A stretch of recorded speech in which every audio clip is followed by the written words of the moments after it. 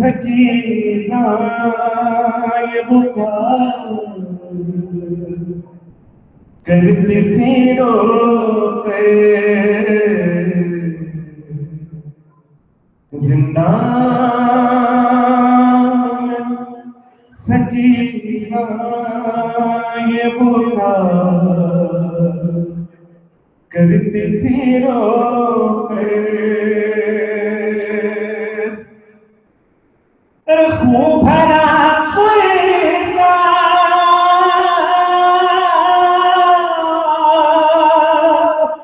بدل دو میرا پیاری اماں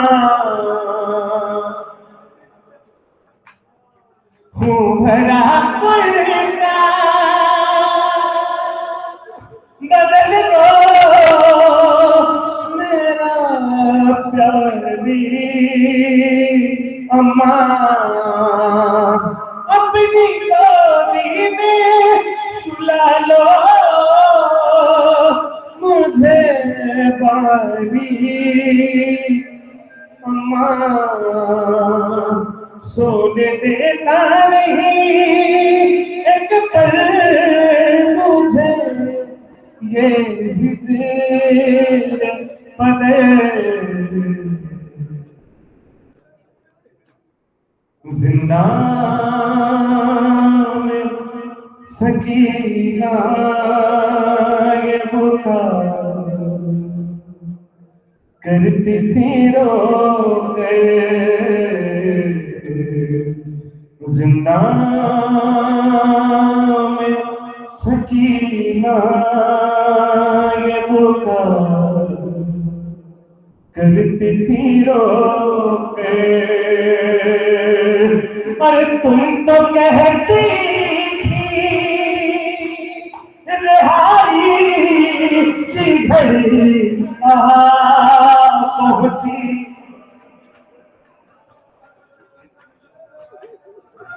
تم تو کہتی تھی رہائی کی گھڑی پہنچی ایسا لگتا ہے جدائی کی گھڑی پہنچی خواب میں آئے تھے میرے ابھی داغا ہے دل زندہ میں سکینہ یہ پکار کرتی تھی رو کر نیند آتی نہ تھی ریحان جسے وہ بچی ارے سو گئی شام کے زندان میں یہ کہتی ہوئی اور چین سے سوگی چین سے سوگی جاؤگی جو زندان سے گھر زندہ میں سکینہ یہ پکار کرتی تھی رو کر دم گھٹتا ہے اماں میرا اب یہاں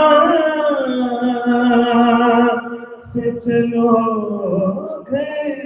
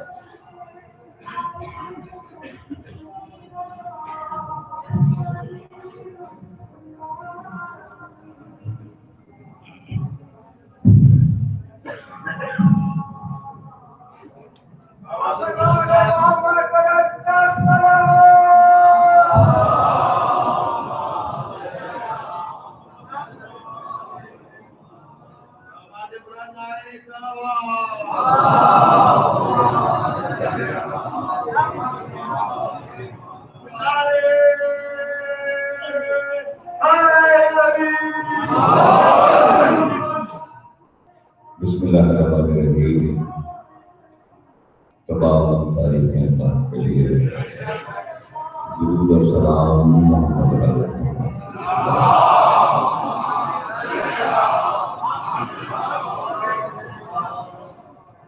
1438 ہجری کے شہر شہروں کی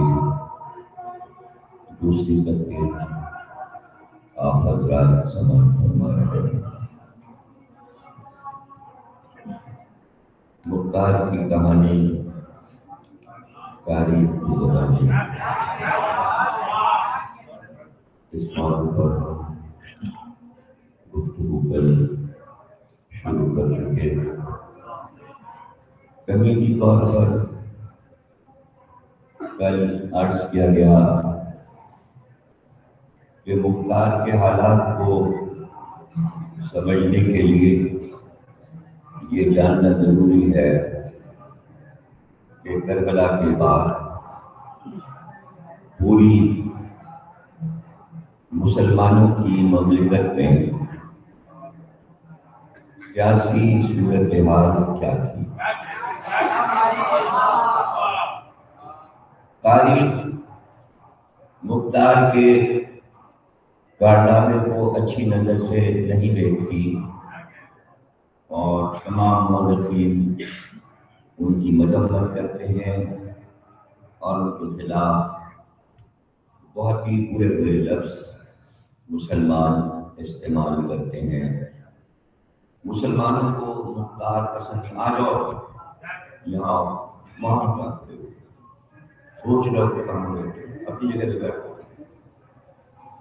صلوات پڑھیے۔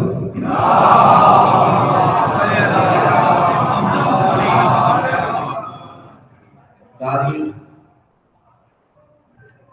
مختار کی مذمت کرتی ہے اور مختار کو مسلمان کہتے ہیں کہ اس نے خطے کی حکومت حاصل کرنے کے لیے کوششیں کی اور جب حکومت حاصل ہو گئی تو اس نے نبوت کا دعویٰ کر دیا اور وہ اپنے آپ کو نبی کہنے والا۔ ہم مختار کو بہت عزت اور احترام کے ساتھ یاد کرتے ہیں۔ ہم ان کو حضرت امیر مختار کہتے ہیں اور ہم نے اچھی نظر سے دیکھتے ہیں۔ تاریخ کے لگائے ہوئے الزامات ظاہر ہے کہ وہ زیادہ نہیں ہیں، ایک آدھ ہیں، ان کا جواب میں ابھی دے دوں گا۔ چونکہ تمیمی تقریر ہے تو پہلے تو یہ بات ہم سمجھاتے ہیں اپنے بچوں کو، زبانوں کو، بھائیوں کو کہ اس عہد کی سیاست کو تاریخی اعتبار سے دیکھنا ضروری ہے۔ جیسے کہ کل عرض کیا گیا کہ مسلمان تمام اس بات پہ خوش تھے کہ یزید کی ہم نے بیعت کی ہے اور انہیں بڑی یزید سے توقعات تھیں اور وہ آس لگائے بیٹھے تھے کہ ہم نے بہت اچھا خلیفہ چنا ہے اس کا، اور کوئی بھی مختار کی شخصیت ظاہر ہے کہ اس دور میں کمزور تھی۔ اس کی بھی وجہ بھی بتاتا ہوں۔ شروع میں یہاں سے کرنا چاہتا ہوں کہ ہمارے مولا اور آقا سید الشہداء کی شہادت کے بعد ایک تو وہ حصہ ہے جو ہم اپنی مجلسوں میں بیان کرتے ہیں کہ کیا مسائل پہلے بیت کو اٹھانے پڑے جن سے مسلمان ناشنا ہے، اور وہ صرف اس لیے نہیں بیان کرنا چاہتے کہ یہ باتیں بیان نہیں کرنا چاہیے، اور وہ ہم پر الزام لگاتے ہیں آپ عورتوں کا، خواتین کا ذکر اس طرح مجلس میں کرتے ہیں اور انہیں بے پردہ بتاتے ہیں، یہ تو توہین رسول ہے، خاندان کی توہین ہے، اس لیے ان چیزوں کو مت بیان کیجیے۔ اس لیے اہل سنت عاشور تک بیان کرتے ہیں واقع کربلا، اور ان کی آگے مجلسیں ہوتی ہیں، لیکن عاشور کے بعد سے پھر وہ شو بڑھا دیتے ہیں اور وہ آگے کی بات نہیں کرنا چاہتے۔ ان کا عاشور کے بعد بات نہ کرنا ان کی شکست ہے۔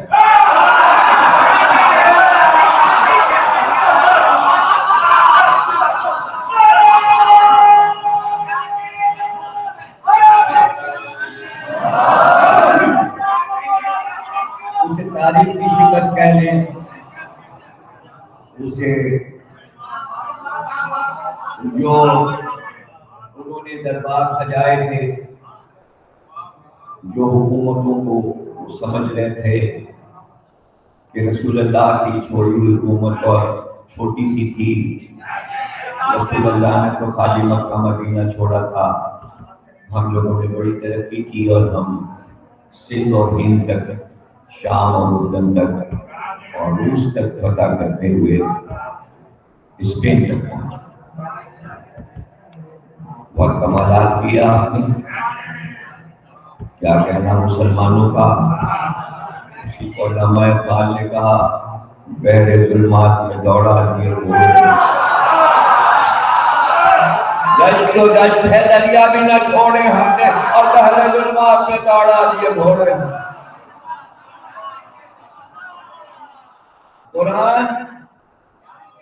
قرآن دو چیزوں کا ذکر کرتا ہے، کہتا ہے ایک نور ہے اور ایک ظلمت ہے، ایک نور ہے اور ایک اندھیرا، اور ظلمت کی جمع ہے ظلمات۔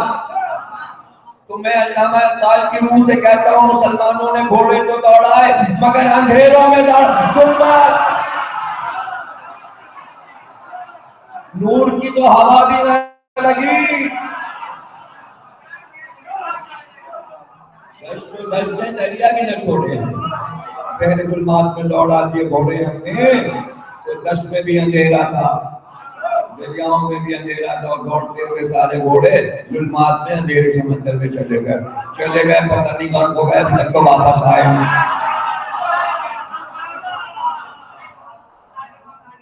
تو یہ سب باتیں عقل سے تعلق رکھتی ہیں، سوچ و فکر سے تعلق رکھتی ہیں۔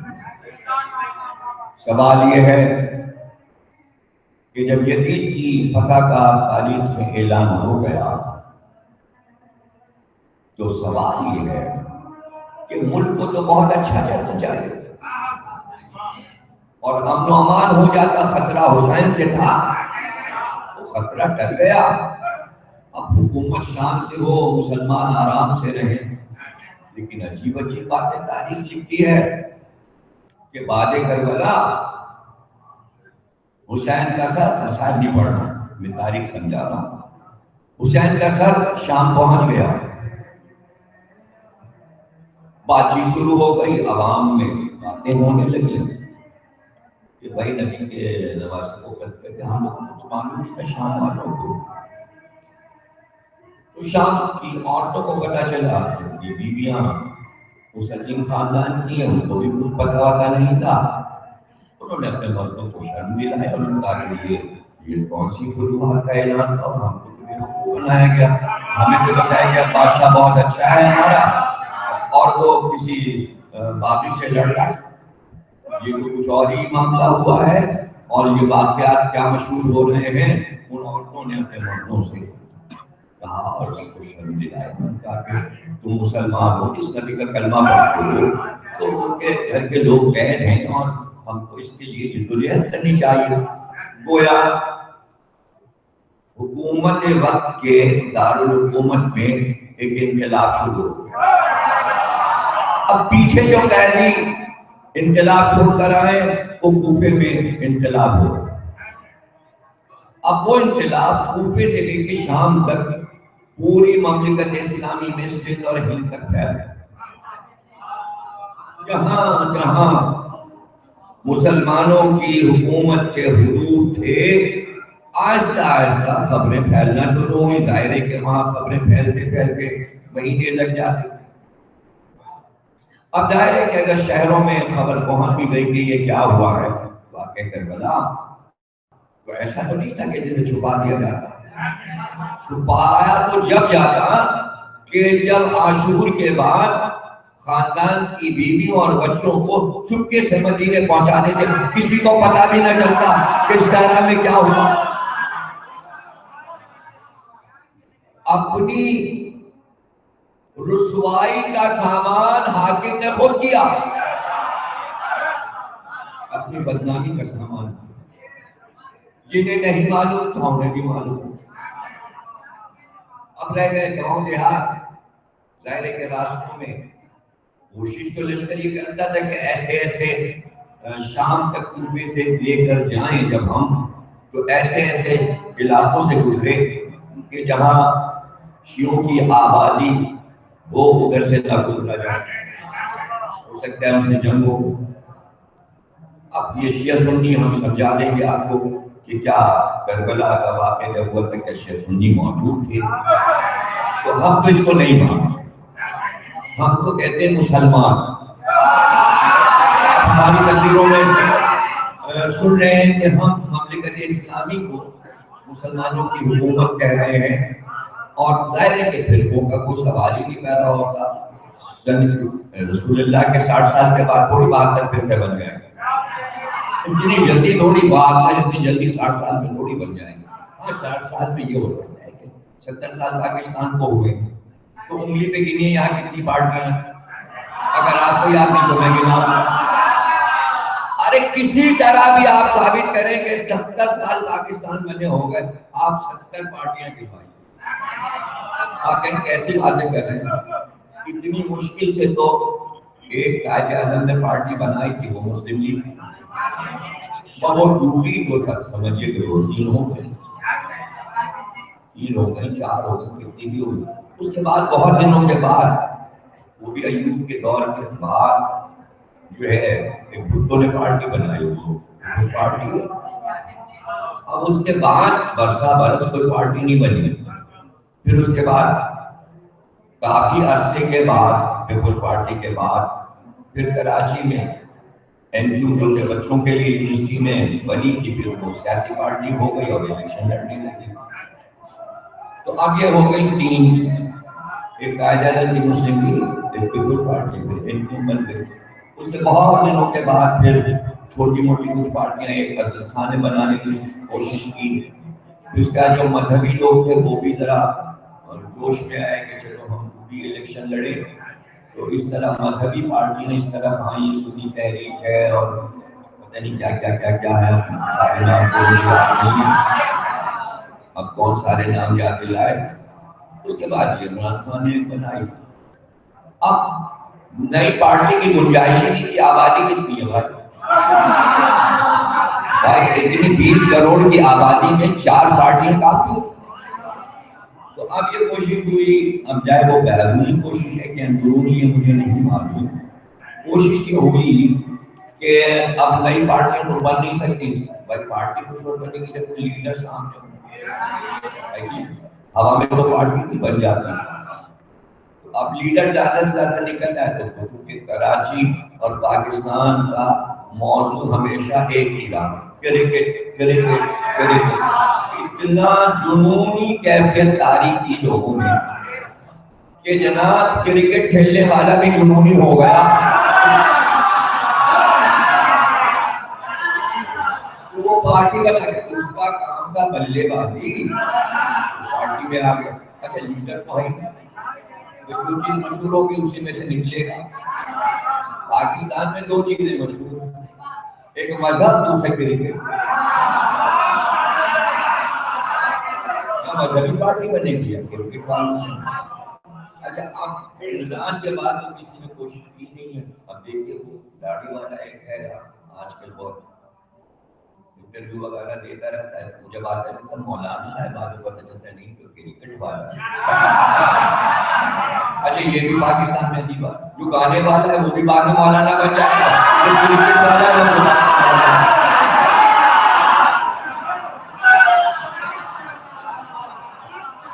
بس یہ سمجھ لیجیے کہ پاکستان کا مذہب عجیب و غریب ہے جس میں ہم لوگ جی رہے ہیں۔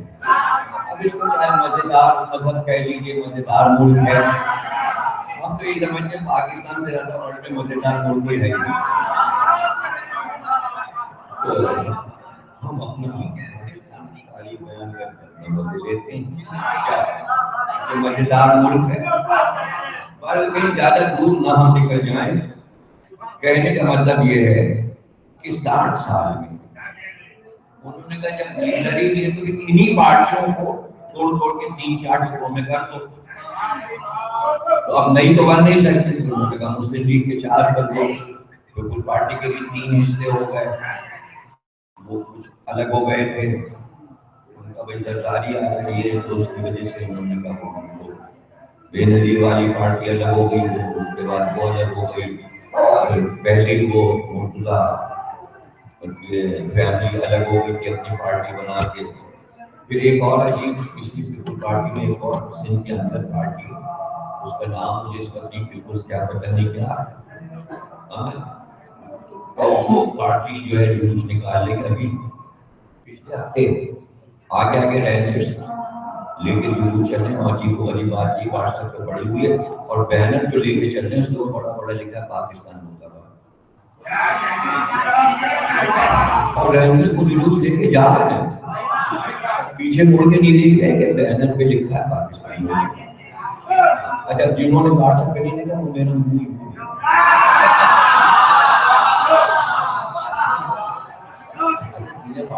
فیس بک پہ دیکھ لو، یوٹیوب پہ، اگر نہ دیکھو کسی دوست سے پتہ نہ ہمیں کچھ اپنا معلومات نہیں مطلب الٹی سیدھی چیزیں نہیں، مزیدار چیزیں ہمارے سب پہ جلوس نکل رہا ہے 70 میں اور بینر پہ لکھا ہے پاکستان مرد آباد، اور ہم بلوچستان آزاد کرا کے رہے یہ اس کے جلوس میں لکھا ہوا، اور جناب پولیس بھی چل رہی ہے اور سب جلوس لے کے جا رہے ہیں۔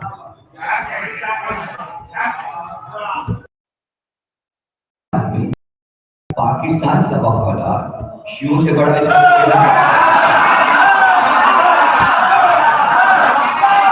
ہم ہی بچے بھائی کہ صبر کیے جا رہے ہیں، ہم کہہ رہے ہیں بھائی پاکستان زندہ باد،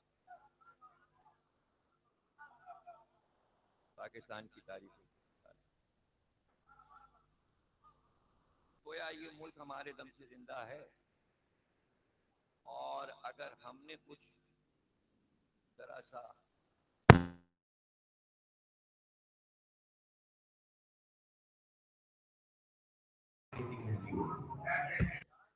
اس لیے ہم کو مجلسیں کرنے دیجیے اور ہمارے اوپر سیاستیں نہ لا دیجیے، یہ ہم پورے ملک کے تمام انتظامیہ اور حکومت سے اپیل کرتے ہیں کہ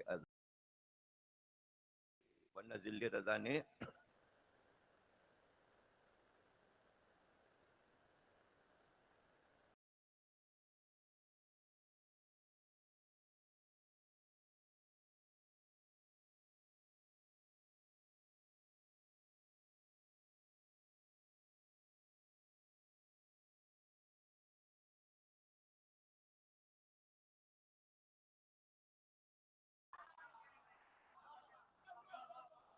یہ اس پہ چل رہا ہے، ان کا قطع لکھا ہوا بہت ہے، تو ظاہر ہے کہ ہم سیاست میں نہیں پڑھنا چاہتے۔ اب جو تاریخ میں آپ کو بتا رہا ہوں باد کربلا کی، مختار کہاں سے آ گیا اور کیوں آ گیا؟ اس لیے کہ مختار کو پکڑ کے ابن زیاد نے قید میں ڈال دیا تھا، مختار قید تھا، اور قید اس دن ہوا جس دن حضرت مسلم علیہ السلام کی شہادت کوفے میں ہوئی، وہ ہم تفصیل آپ کو بتائیں گے کہ مختار کیسے قید کیے گئے، یہ آگے والی تقریروں میں بتائیں گے۔ اب صورتحال یہ تھی کہ جب شام میں بھی لوگ رونے لگے امام حسین کو، کوفے میں بھی رونے لگے، بصرے خبر پہنچی۔ اب یہ چھوٹے چھوٹے دیہات تھے، یہاں شہروں سے ہوتے ہوتے خبر گاؤں قریوں دیہاتوں میں پہنچی۔ اتفاق عجیب ہوا کہ جناب ام رباب صلوات اللہ السلام علیہ کے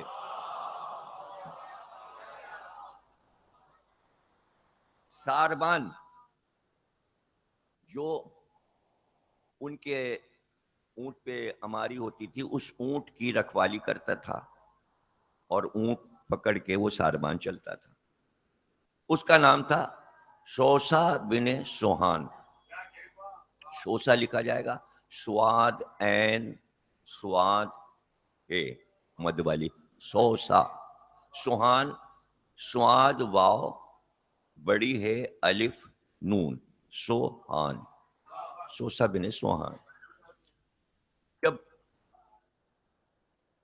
واقعہ کربلا ختم ہوا تو امام حسین کے لشکر میں جتنے ساربان وغیرہ تھے، ملازم جو اونٹ کو کھانا کھلاتے تھے یا گھوڑوں کو کھانا کھلاتے تھے، ملازم، یا جو خیمے کی میخیں ٹھوک کے رسیاں کھینچتے تھے، خیمہ دوست جنہیں کہتے ہیں، تو یہ سارے امام حسین کے ملازمین جو تھے، مولا نے ان کو نہیں بھیجا، حالانکہ انہوں نے کہا ملازمین نے کہ ہم کو بھی شہادت کا رتبہ دیجیے۔ مولا نے کہا نہیں، ہمارے یہاں جتنے نام لکھے ہیں لوح پر اس سے زیادہ نام ہو نہیں سکتے، تم لوگ ملازم ہو اور ظاہر ہے کہ تمہیں ہم نے راستوں سے لیا ہے، تم اپنے اپنے قبیلے سے چھوٹ کے ملازمت میں آئے ہو، تم یہاں مر جاؤ گے تو تمہارے گھر والے مر جائیں گے، تم لوگ اب آزاد ہو کے جب ہم شہید ہو جائیں اپنے اپنے گھر چلے جانا، جن کے اونٹ ہیں وہ اپنے اونٹ لے جائیں، جنہوں نے خیمے کرائے پہ دیے ہوئے ہیں وہ اپنے خیمے لے جائیں،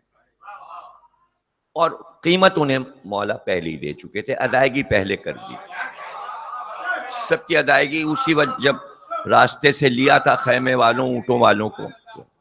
لیکن یہ پرانا ملازم تھا امام کا مدینے کا، کہ جو مقرر تھا اس بات پر کہ جب امام حسین کی سواری چلتی تھی تو جناب رباب کے اونٹ کی رکھوالی حفاظت شوشا بن سوہان کرتا تھا۔ اب یہ تھے سارے ملازمین، لشکر یزید نے بحکم ابن سعد کہا کہ سارے ملازمین کو گرفتار کر لو، یہ حسین کے لشکر کے ملازمین ہیں، ساربان بھی سارے پکڑ لیے گئے اور ان کو گرفتار کر لیا گیا۔ ان سے پوچھا گیا تم کہاں کے ہو، تم کہاں کے ہو، تم کیسے آئے اور تم کیسے حسین کے ساتھ آئے، انہوں نے اپنے واقعات بتائے۔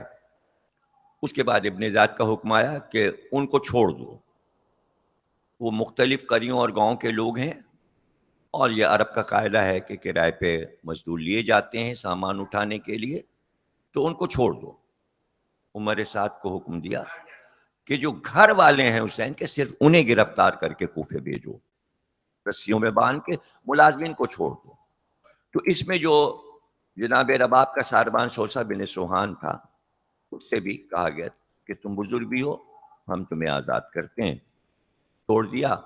اب یہ جناب رباب کا ساربان روتا ہوا کربلا سے چلا، اور کافی اس کی عمر تھی۔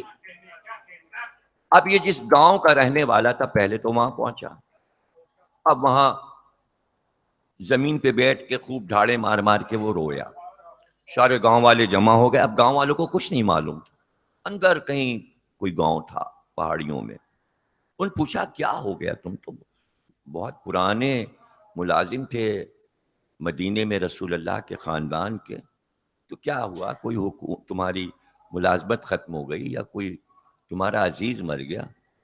وہ روتا جاتا تھا اور پھر کہتا تھا بیٹھو، یہ ایک دن میں قصہ نہیں ختم ہوگا، وہ دن آج کا دن، یہ قصہ ایک دن کا نہیں ہے، تم سلامت رہو سمجھنے والے ہمارے ذہین بچے، جو فوراً یہ ایک دن کا نہیں ہے، روز یہیں آؤ، یہاں سے چھوڑوں گا رات کو پھر دوسری رات کو وہیں سے شروع کروں گا. پوری رات گزر جاتی اور گاؤں والے بیٹھے رہتے, اب اس کے آگے سناؤ کیا ہوا. اور پورا گاؤں روتا جاتا تھا اور کہتا جاتا تھا ہمیں تو معلوم ہی نہیں, ہم جن کا کلمہ پڑھتے ہیں ان کے خاندان پہ یہ گزری. اس نے اپنی آنکھ سے پورا واقع کربلا دیکھا تھا, اس نے دیکھ دیکھ کر بیان کیا. اس کی آنکھ کے سامنے مناظر آ رہے تھے. اس گاؤں میں کوئی ایک ایسا آدمی رہتا تھا جسے لکھنا آتا تھا. اس نے کہا سوسا بن سوہان تم بیان کرتے جاؤ, میں لکھتا جاؤں گا. کربلا کا جو پہلا مقتل بنا وہ سوسا بن سوہان کا چشمدید واقع کر. اب یہ تو حکومت وقت کو معلوم نہیں کہ کربلا پہ کتاب ایک گاؤں میں لکھ دی گئی ہے. اب وہ تاریخ جو حاکم بنائے گا وہ الگ ہے. پتہ چلا ایک حکومت کی تاریخ ہوتی ہے, ایک عوام کی تاریخ, اور دونوں کی تاریخوں میں زمین و آسمان کا فرق ہوتا ہے. اس کتاب کو کہتے ہیں مقتل سوسا بن سوہان. اسے فخر تھا کہ میں اس گھر کا ملازم ہوں. جب تک زندہ رہا روتا رہا اور گاؤں والوں کو بھی رلاتا رہا. ایک گاؤں سے دوسرے گاؤں, تیسرے گاؤں, اور پھر یہی ملازمین جو مختلف دیہاتوں اور گاؤں کے تھے جب اپنے اپنے قریے میں پہنچے تو انہوں نے جو دیکھا تھا کربلا میں سب کچھ بیان کیا. اس طرح پورے عرب سے لے کر یمن, افریقہ اور روس اور ہندوستان, تمام واقع کربلا اپنے تمام جزیات کے ساتھ. اگر یہ بیان کرنے والے نہ ہوتے تو اب حکومت جس طرح بیان کر رہی ہے دونوں کا فرق دیکھیے گا. اب یہ ملازمین چشمدید بیان کر رہے تھے کہ ایک ایک سپاہی اس طرح آیا کہ رجس پڑھتا تھا. انہیں رجس زبانی یاد تھے, انہوں نے نوٹ کر لیے تھے, اور اس شہزادے نے یہ رجس پڑھا تو رجس آ گئے عربی کے, اشعار آ گئے شہزادوں کے. اور پھر وہ بتاتے تھے کہ ایسا نہیں ہوا کہ گھیر کے مار لیا ہو, پہلے حسین کا سپاہی قتل عام کرتا تھا, لشکر کو بھگاتا تھا اور پھر واپس آتا تھا, لیکن جب اس کے طے ہو جاتا تھا اوپر سے کہ اب شہید ہونا ہے تو وہ خود ہی تلوار روک لیتا تھا اور اس پہ وار ہوتے تھے اور پھر وہ سر کٹا دیتا تھا, پھر وہ شہید ہو جاتا تھا. لیکن ہم نے اتنے بہادر روئے زمین پہ نہیں دیکھے. گاؤں والے سن کے حیران ہوتے تھے ایسے بہادروں کو لڑتے ہم نے کیوں نہیں دیکھا. اس لیے بار بار وہ لڑائیاں سنتے تھے اور وہ نوٹ ہو جاتی تھیں. علی اکبر کیسے لڑے, قاسم کیسے لڑے, اون محمد کیسے لڑے, حبیب کی جنگ کیا تھی, زہیر کی جنگ. ایک تو سب کے نام ولدیتیں. دیکھیے یہ واحد واقع کربلا ہے. بیچ میں نقطہ آ گیا, مجھے رکنا پڑے گا اور یہ پریشانی مجھے ہوگی تقریر کرنے میں 10 دن 8 دن, یہ مسئلہ ہے میرے ساتھ. دیکھیے نقطہ آ گیا. سکندر اعظم کی فوج بھی موجود ہے تاریخ میں, چنگیز کی فوج بھی ہے, ہلاکو کی فوج بھی ہے, اور امریکہ اور روس کی بھی فوج ہے. پورا ورلڈ یہ جواب دے ہمیں, کیا یہ بڑی بڑی فوجوں کے سپاہیوں کے نام ورلڈ میں کسی کو یاد؟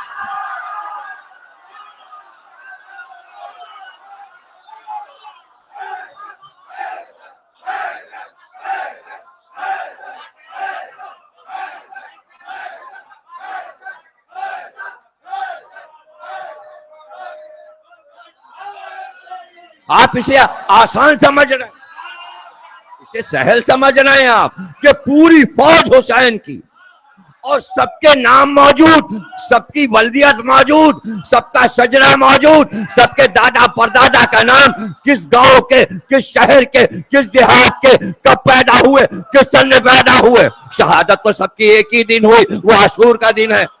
اگر الگ الگ شہادتیں ہوتی تو یاد رکھنا مشکل ہو جاتا. 72 کی شہادت کب ہوئی؟ ان کا 10 محرم کو. بات ختم ہو گئی, بات ختم ہو گئی. اس لیے کہ سب کی مرنے کی تاریخیں آپ کو یاد کرنا, اس لیے کہ سب الگ الگ مرتے ہیں. اور صرف یہ نہیں کہ وہ شجاع تھے, وہ بہادر تھے, وہ سخی تھے, وہ خوبصورت تھے, نہیں, اس کے علاوہ بھی فضائل کبھی کربلا والوں کے ختم ہی نہ ہوں، کبھی ختم ہی نہ ہوں ان کے فضائل، اگر بیان کیے جائیں کہ ان میں کیا کیا خوبیاں تھیں، ان خوبیوں نے ان کو قیامت تک کے لیے لوگوں کی زبان پہ ان کے نام کو جاری کر دیا، اور ناموں میں یہ اثر رکھا کہ جو نام لے گا اس کے دل میں محبت آ جائے گی۔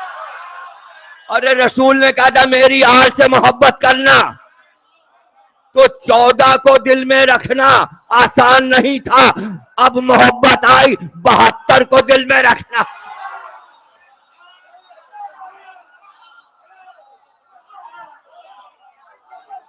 72 کو دل میں۔ اور کچھ سننا چاہیں گے؟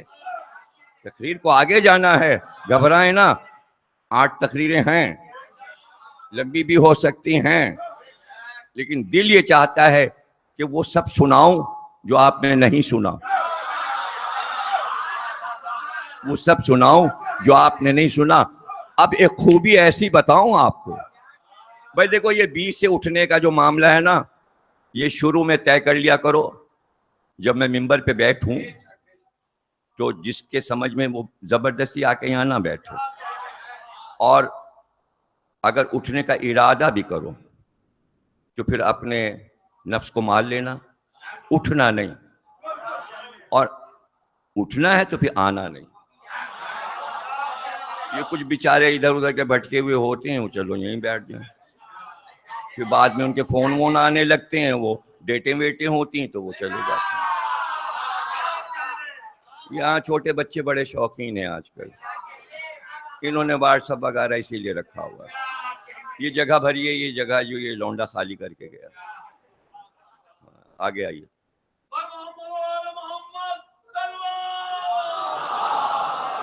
ایک اور صلوات پڑھیں، ایک اور صلوات پڑھیں۔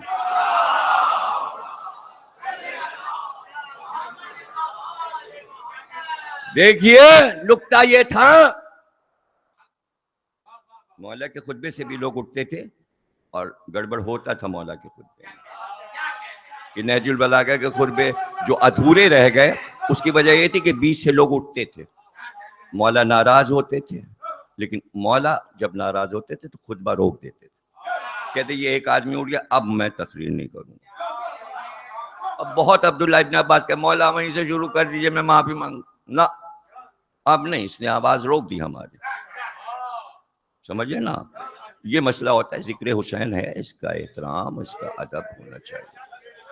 اس کے لیے لکھا ہوا ہے تہذیب میں عزاداری کے کہ سب سے بڑی خوبی مجلس میں بیٹھنے والوں کی جو لکھی گئی ہے حسین کی میں، کہ جس زانو بیٹھ گئے زانو نہیں بدلتے تھے، کبھی یہ کر رہے ہیں کبھی یہ کر رہے ہیں کبھی یہ نہ، یہ اس کے معنی آپ تقریر نہیں سنیں، یعنی آپ اس دنیا میں پہنچ چکے جہاں نہ آپ کو اپنے پیر کے درد کی خبر ہے، نہ پیر سن ہونے کی، نہ ہاتھ سن ہونے کی، ایسی دنیا میں پہنچ جائیں تو اسی دنیا میں لا کے بیان کرتا ہوں، سمجھے نا۔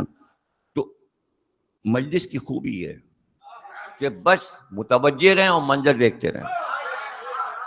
تو اب نکتہ میں یہ پیش کر رہا تھا کہ 14 کو اللہ نے اعلان کیا کہ یہ معصوم ہے، اللہ نے کہا یہ 14 معصوم ہے۔ معصوم کسے کہتے ہیں؟ جس نے کبھی زندگی میں کوئی خطا نہ کی اور نہ اس سے خطا ہو سکتی ہے، اسے کہتے ہیں معصوم۔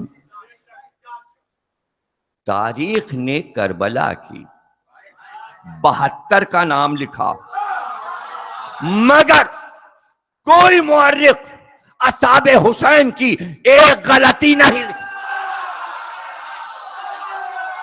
ایک خطا نہیں لکھی۔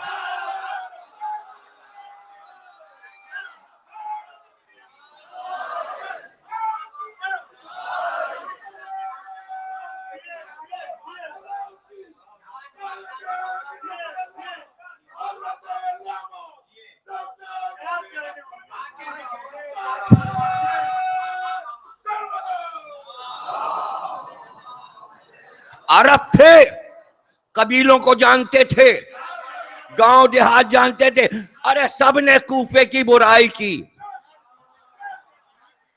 یہ عادت ہے مسلمانوں کی، کوفے کو برا بھلا، کوفہ ایسا اور کوفی ایسے اور کوفہ ایسا۔ امام حسین کے لشکر میں سب سے زیادہ لوگ کوفے کے تھے۔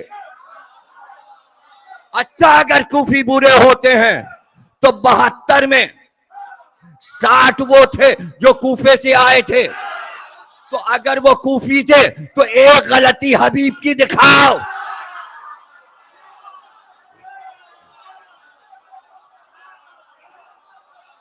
زہیر کی کوئی خامی دکھاؤ، مسلم ابن سے جا اسی کوفے کے لاؤ غلطی دکھاؤ۔ ارے تو یہ تو عمریں گزری تھیں، بھائی آپ کہہ دیجئے 18 سال کا جوان ہے تو اس کے ہم کیا غلطی دکھائیں، ابھی تو اس کی زندگی شروع ہوئی ہے، وہ 12 سال کا ہے، وہ 15 سال کا ہے، ابھی تو لائف شروع ہوئی، ہمیں تو اس کی کیا باتیں مشہور تو ہوئی نہیں۔ ارے حبیب نے بتایا میری عمر دیکھو، بریر حمدانی کی عمر 80 سے اوپر تھی، پلکیں لٹکائی تھی، تو 80 سال میں کوئی تو خطا ڈھونڈ کے لات۔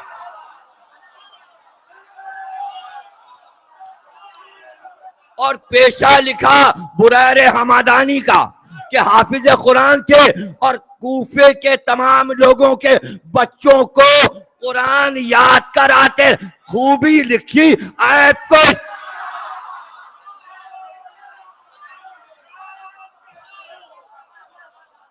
خوش رہیں آپ۔ ایک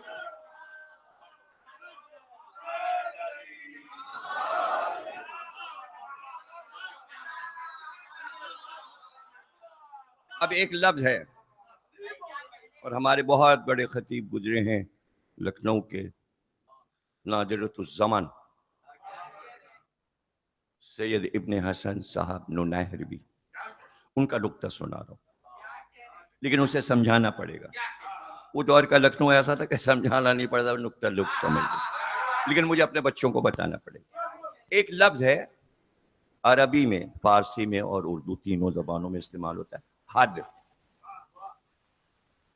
ہے دال حد، یہ آپ کہاں کہاں استعمال کرتے ہیں؟ بھائی تمہاری حرکتوں کی حد نہیں، یار تم نے تو حد کر دی۔ بیان کر رہا ہوں نا، آپ ہی کا جملہ ہے نا، میں کوئی نئی چیز تھوڑی ہے، سب کو پتا ہے۔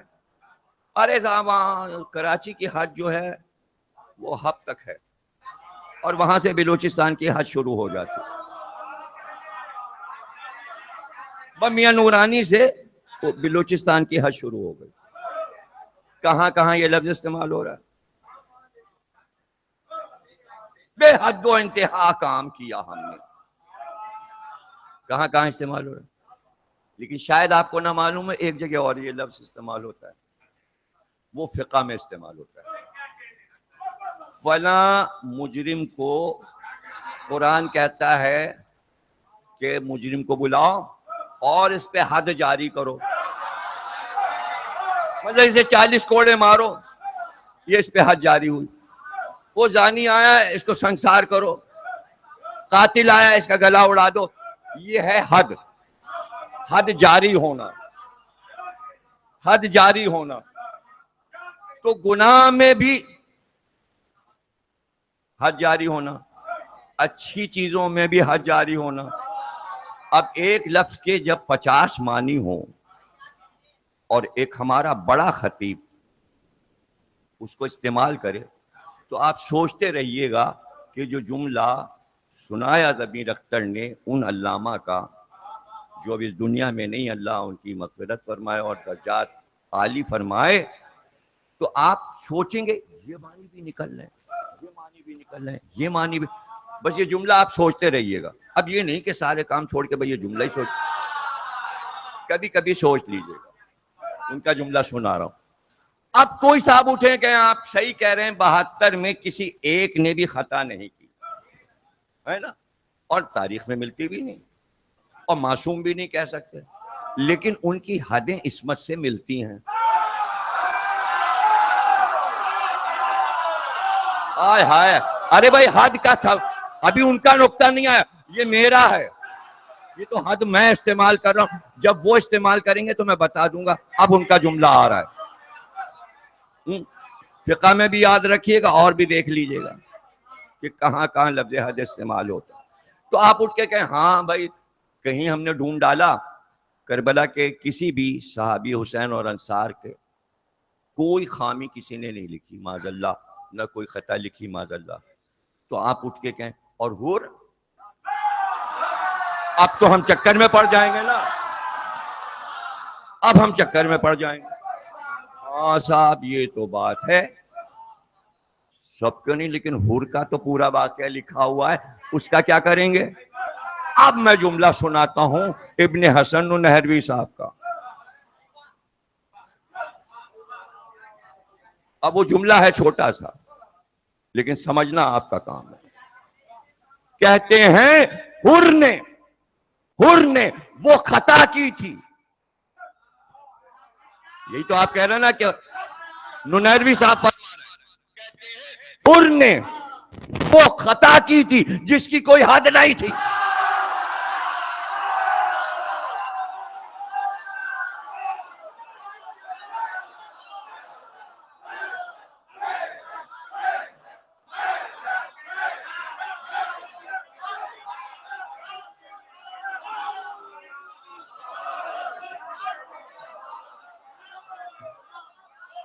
اب اس جملے کو آپ جب تک چاہیں دوہرائیں.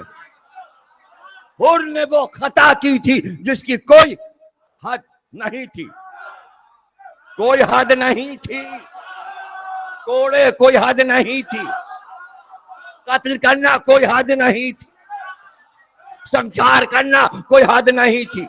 یعنی شرع میں فقہ میں اس کے لیے کوئی سزا ہی نہیں تھی. کیوں کیوں کیوں؟ خطا تو کی تھی، لجام میں فرس پہ ہاتھ ڈالا تھا، خطا تو کی تھی. وہ کہہ رہے ہیں خطا ایسی کی جس کی حد نہیں تھی. تو وہ فہرست لکھی ہے کہ کب کب قتل کیا جائے گا، وہ سارے میں نے گنوا دیے.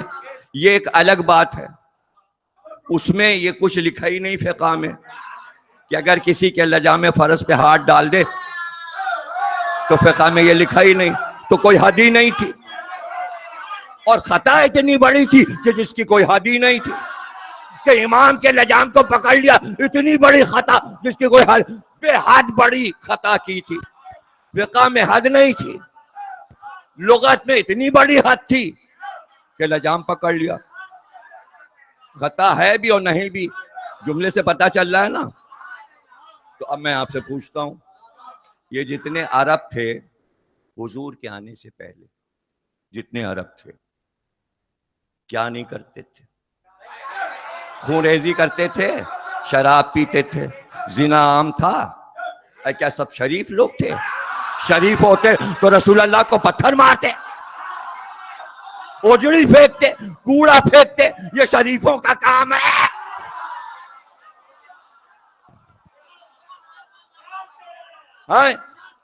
حضور نے کہا کہو لا الہ. لوگ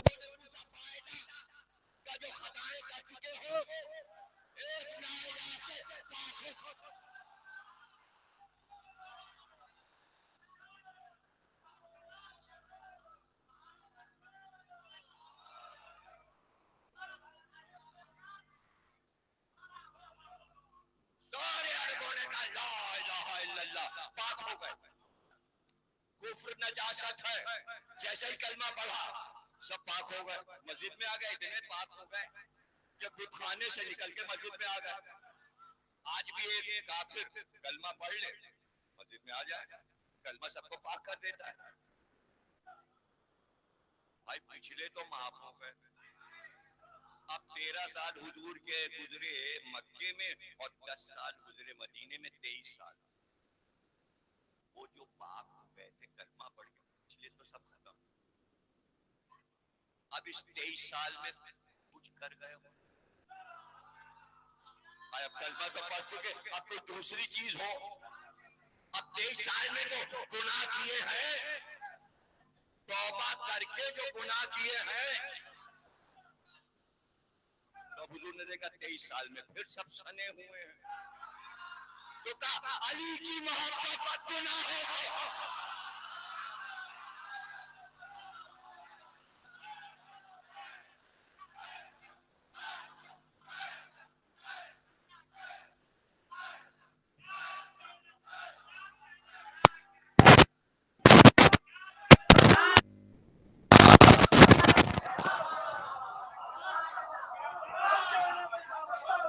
کل 12 بجے قائم رضا صاحب کے گھر پہ سالانہ مجلس ہے، حضرت سکینہ کی شہادت کی ہوتی ہے ہر سال، آپ لوگ شرکت فرمائیے.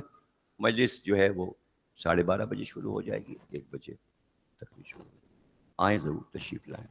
بڑی دن میں گریا والی مجلس ہوتی، اور اس کے بعد آپ لوگوں کو کھانے کا وقت ہوگا تو بہت عمدہ آلو گوشت اور بہترین گرم روٹیاں، یہ کھانا دسترخوان بچتا ہے. ضرور آئیں. میٹھے میں بھی ایک چیز ہوتی ہے، آئیے گا ضرور.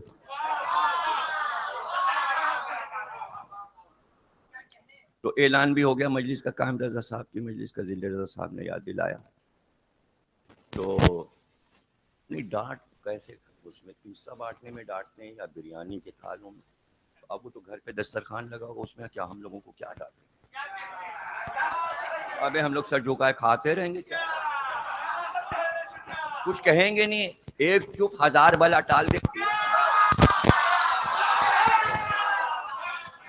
بولنا ہی نہیں، ذل رضا بولے ابھی گڑبڑ ہوا، بولنا نہیں، بالکل نہیں. بغیر کو اور بیباج کو تو بالکل ہی نہیں بولنا. اچھا یہ لوگ بڑے محبت سے ہوتے ہیں. قائم بھائی دیکھیے بات یہ ہے، وہ تو اتنے غصے میں ڈانٹتے تھے، انہوں نے میٹھے لہجے میں کر لیا. قائم بھائی ہاں تمہیں مارتی، یہ بڑا کوئی حد نہیں ہے. یہ ہم واپس آ رہے ہیں، واپس آ گئے ہم اپنے بیان پر. تو بھائی گناہوں کے بعد اللہ نے ایک انتظام انسانیت کے لیے کیا، لا الہ کہہ لو، اللہ کو ایک مان لو، سارے گناہ معاف ہو گئے. تو حضور نے کہا ایام جاہلیت کی سب رسمیں معاف ہو گئیں، تمہارے سارے گناہ ختم. وہ تک جنہوں نے لڑکیوں کو گاڑا تھا، زمین میں دفن کیا تھا، کلمہ پڑھ لیا انہوں نے، معاف ہو گئے. ایک نے آ کے کہا، ایک نے کہا کہ روئے جا رہا تھا، اس نے کہا میں نے تو ایسی خطا کی وہ تو معافی نہیں ہوگی، آپ کہنے لا الہ الا اللہ سے معاف. آپ نے کہا مت رو، معاف ہو گئی. نہیں ہو نہیں سکتی، اور یہ ہے. پھر دوبارہ آیا، پھر آیا، اور معاف کیسے ہو سکتی؟ ارے میں نے تو بڑا. ارے بھائی کیا کیا؟ لوگوں نے پوچھا، حضور نے نہیں پوچھا. وہ کہہ رہے تھے بیان مت کر، جا معاف ہو گئی. اب لوگ پیچھے پڑ گئے، ایسی کون سی خطا تو نے کی ہے؟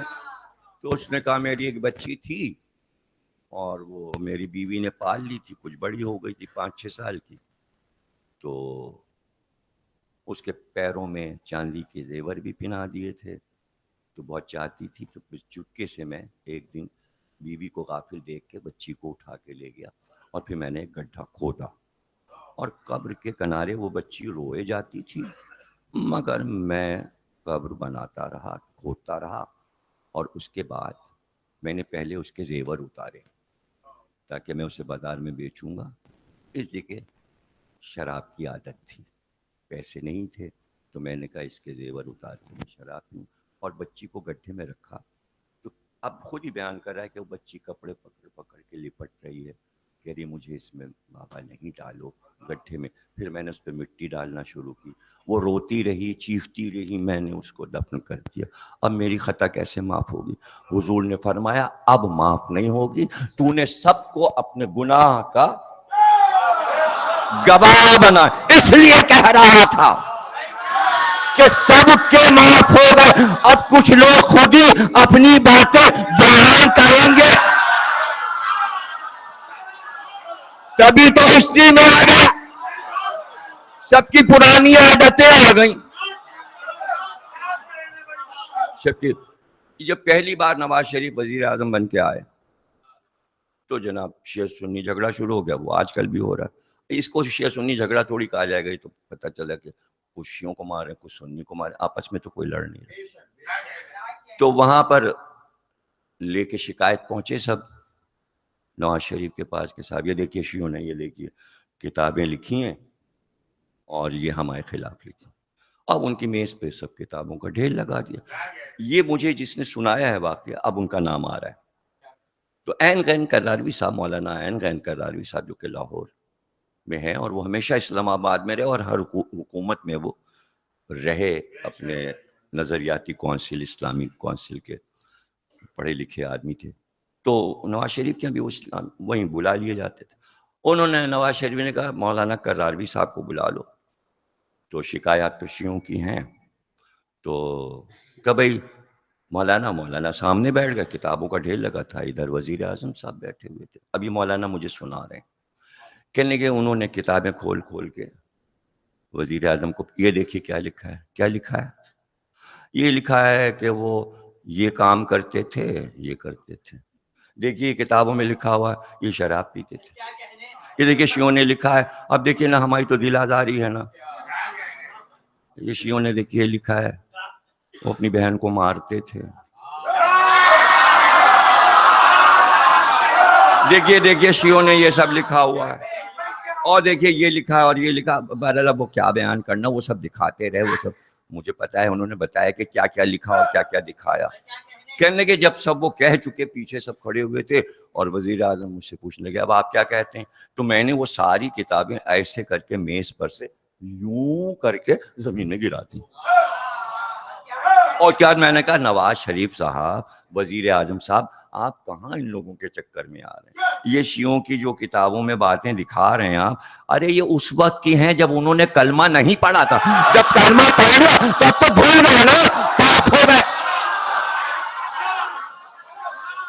دیکھیے کیسا آپ کو بیوقوف بنا رہے، ارے یہ تو پرانے زمانے میں سبھی یہ حرکتیں کرتے تھے، اب اگر لکھا ہے تو وہ تو انہوں نے لکھا ہے تو اسی کو انہوں نے نقل کر دیا، وزیر اعظم تو آپ بالکل صحیح کر رہے، جائیے بھائی، یہ سب آپ کیا باتیں کر رہے ہیں، ایام جاہلیت پہ تو سبھی یہی حرکتیں کرتے، جو بلا شیعوں کے سر سے بلا انہوں نے ٹال دی، اب مسئلہ یہ کہ جو لکھا جائے وہ پہلے کا ہے، کلمہ پڑھنے سے پہلے کا ہے، تو اس پہ تو ظاہر ہے کسی کو برا ماننا نہیں چاہیے، لیکن ہم بات کرتے ہیں کلمہ پڑھنے کے بعد مکے سے مدینے تک 23 برس میں، اس میں تو کوئی گڑبڑ نہیں ہوا، یہی تو پوچھنا چاہ رہے ہیں، تو اس کے لیے حضور نے کہا کہ علی کی محبت، اور یہ نہیں کہ 23 برس کے گناہ، قیامت تک جتنے مسلمان آتے رہیں گے اگر علی سے محبت کر لیں گے تو جیسے درخت کے سوکھے پتے درخت سے جھڑ جھڑ کے خزاں میں گرتے، اس طرح سارے گناہ جھڑ جھڑ کے گر جائیں گے۔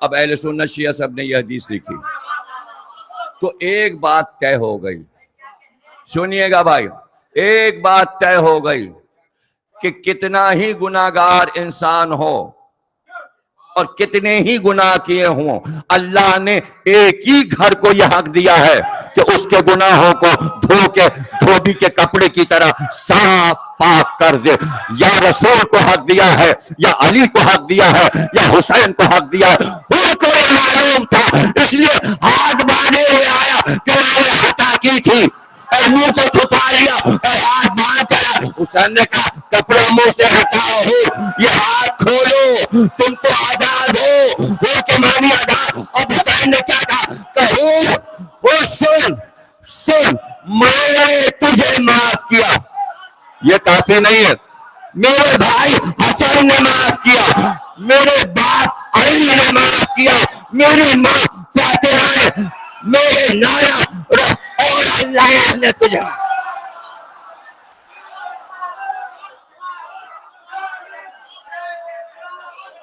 اب آپ ذرا ہوش میں آ جائیں تو پھر میں ننہروی صاحب کا جملہ سناؤں، یعنی معافی کے لیے اتنے گواہ ان کے لیے ضروری تھے، تو جب یہ معافی ہو گئی تب علیس نے کہا دوزخ سے جو آزاد کیا ان کو خدا نے کھلوا دیے، فردوس کے در عقدہ کشا نے زانوں پہ رکھا سر کو، امام ہدا نے آیا کیا آجا کو، بزرگوں کی دعا، سب جس کے طلبگار تھے جنت میں وہ دور تھا، وہ آئے جنا گرد تھے اور بیچ میں وہ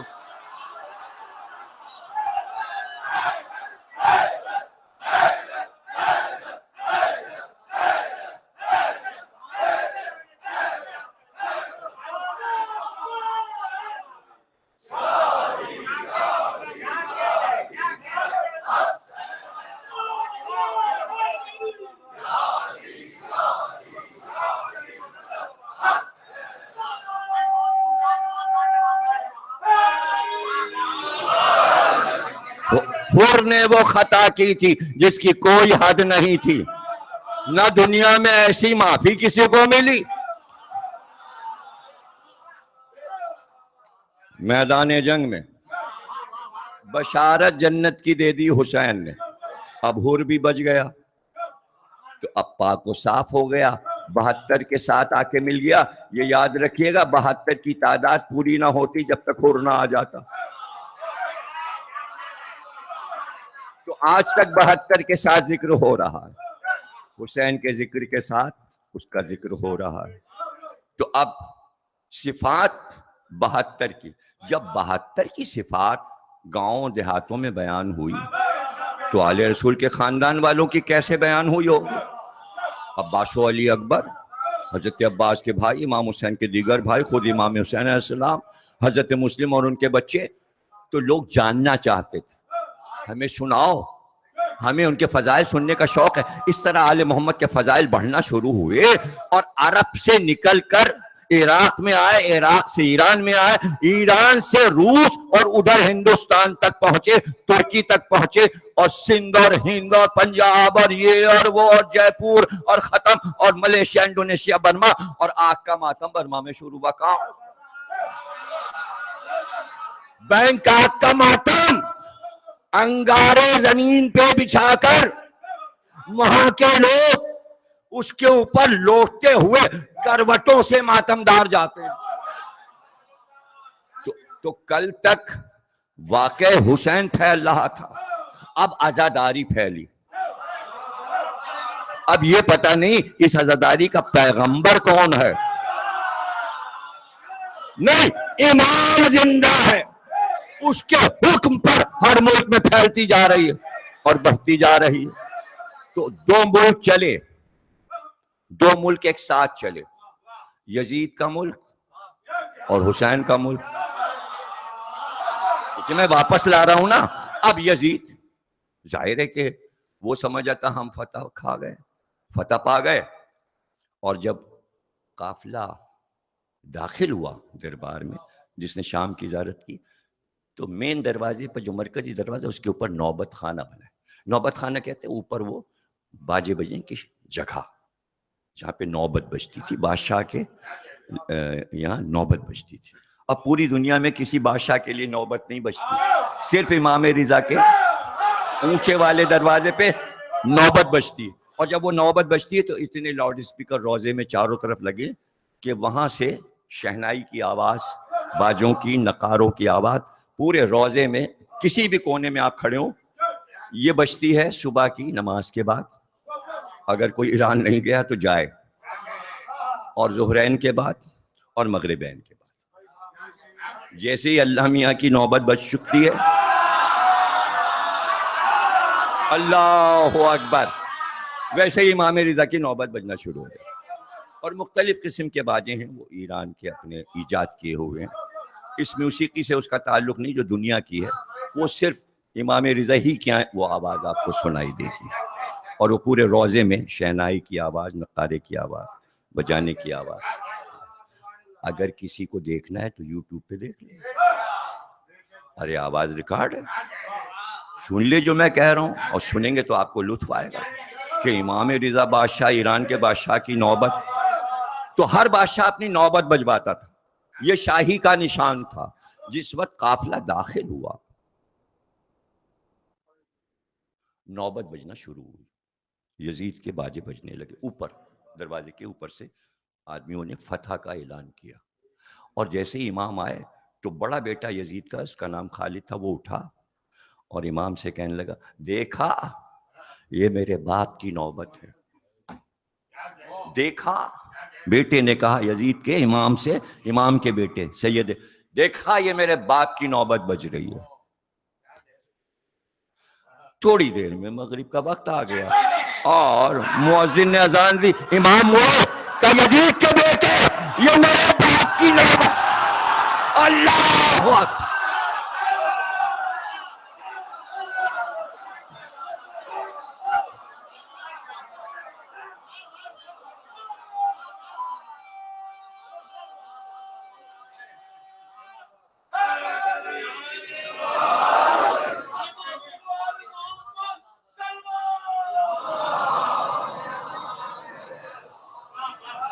اب پورے ملک میں بغاوت ہو گئی اور جن جن نے بیعت کی تھی انہوں نے بیعت توڑنا شروع کی، یعنی کہ بغاوت شروع کر دی انہوں نے۔ مدینے والوں نے سب سے پہلے اعلان کیا ان کا، ہم نے یزید کی بیعت توڑ دی، اس نے نواسہ رسول کو قتل کر دیا۔ اس نے گورنر بار بار بدلے یزید نے کہ مدینے والوں کو سمجھاؤ بیعت نہیں توڑیں، لیکن پورے شہر نے، کہ حسین ان کے سردار تھے اور وہ جانتے تھے کہ حسین کیا چیز ہے، کبھی کسی کو کوئی تکلیف تو حسین سے پہنچی نہیں تھی، تو ظاہر ہے کہ وہ تو غصے میں آ گئے اور مدینے والوں نے بیعت توڑ دی۔ پھر اس کے بعد اس نے 12,000 کا لشکر بھیجا اور کہا اگر نہ مانے مدینے والے تو سب کے سر اڑا دو۔ تو 12,000 کا لشکر گھروں میں گھس گیا، مسمار گھروں کو کر دیا، گھوڑے لے جا کے قبر نبی پہ باندھ دیے، وہاں مسجد میں گھوڑوں نے لیٹ کی، مسجد گندی کرا دی گئی، جو آج بڑے احترام سے مسجد دیکھی جاتی ہے۔ یزید نے اس مسجد کو برباد کر دیا، ڈھا دیا، دیواریں گرا دیں، لوگوں کو قتل کیا، لاشیں مدینے کی سڑکوں پہ گر گئیں۔ یہ تو اس نے کام کیا۔ اب اس کے بعد پتہ چلا مکے والوں نے بھی توڑ دی بیعت۔ کیوں بھائی کیوں توڑ دی؟ وہ عبداللہ ابن زبیر وہاں پر پہنچا ہوا ہے اور اس نے بیعت لینا شروع کر دی۔ تو اس نے حسین ابن نبیر کو لشکر دے کہا جاؤ اور عبداللہ ابن زبیر کو مارو، اس کو جان سے مار دو، اس کے لشکر کو مار دو۔ کہ وہ تو کعبے میں بیٹھ گیا ہے امان لے کر۔ تو یزید نے کہا کعبے کو گرا دو، ختم کر دو، جلا دو۔ تو منجنیق کے ذریعے کعبے پہ آگ پھینکی گئی، اتنی آگ پھینکی گئی، اتنے شعلے جلا جلا کے مشعلیں پھینکی گئیں لشکر کو ختم کرنے کے لیے کہ کعبے کا غلاب جل گیا۔ ظاہر لکڑی سے جو چھت وت بنی تھی سب آگ لگی اور پورا خانہ کعبہ بیٹھ گیا، ڈھہ گیا، گر گیا، مسمار ہو گیا اور عبداللہ ابن زبیر قتل ہو گیا۔ تو وہ بیان کہ کعبے میں حدود حد مچھر نہیں مار سکتا، وہاں ذبح کیا گیا اور بے حرمتی کی گئی کعبے کی، تو آپ نے نقشہ دیکھا کیا ہوا کہ جو حجاز کا بادشاہ بن گیا تھا اسے یزید نے، وہ کعبے میں گھس گیا اندر خانہ کعبہ میں اور وہاں پناہ لے لی۔ اس نے کہا نہیں یہ دشمن ہے ہمارا، اسے مارو، اس نے ہماری بیعت توڑوائی ہے اور یہ خود خلیفہ بن کے بیٹھ گیا، اس کو مارو، اور کعبہ اگر آ رہا ہے اسے گرا دو۔ تو اس سے زیادہ یزید عبداللہ ابن زبیر سے زیادہ دشمن امام حسین کا تھا۔ مجھے وہ سب نہیں پڑھنا تھا، مجھے تو آپ کو ایک بات سمجھانی ہے۔ امام حسین کو معلوم تھا کہ اگر میں نے حج کیا تو چاروں طرف سے آگ برسائی جائے گی، کعبہ گرے گا اور مجھے یہاں ذبح کیا جائے گا۔ حسین نے کہا یہاں نہیں ذبح ہوں گا، اس لیے کہ کعبے کی بات چھپ جائے گی اور کعبے کی بے حرمتی ایسے میدان میں کہ جہاں کوئی مسجد نہ ہو، مدینے میں بھی نہیں، کسی بستی میں نہیں، عمارت نہ ہو کہ یہ کہا جائے وہ بھاگ کے دشمن سے ڈر کے اس عمارت میں آ گئے تھے۔ ایسی جگہ کہ جہاں عمارت نہ ہو اور میدان میں ہم کھڑے ہوئے ہیں، ہمیں بھگا کے دکھاؤ، ہم تمہیں بھگا بھگا کے ماریں گے لیکن ہم یہیں رہیں گے۔ جملے میں آپ نے ایک ضائع کیا کہ حسین بھگا گئے جہاں مسجد نہیں تھی۔ حسین نے کہا مسجد تو اب بنے، اب نماز ہوگی۔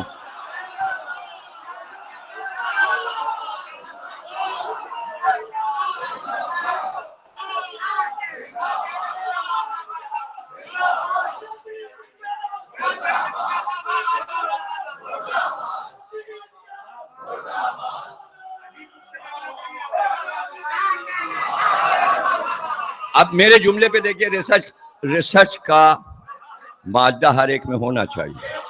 امریکہ، انڈیا، برطانیہ جب اخبار میں عراق کی خبر دے گا تو کہے گا مسجد حسین، روضہ حسین کو انگریزی میں مسجد کو کیا کہتے ہیں؟ سن لیا؟ یہی لکھتے ہیں نا، اسی کی نقل میں جیو لکھتا تھا مسجد، روضہ حسین کوئی نہیں کہتا۔ سن لی، پتہ چلا حسین کے روزے کا نام ہی مسجد پڑ گیا.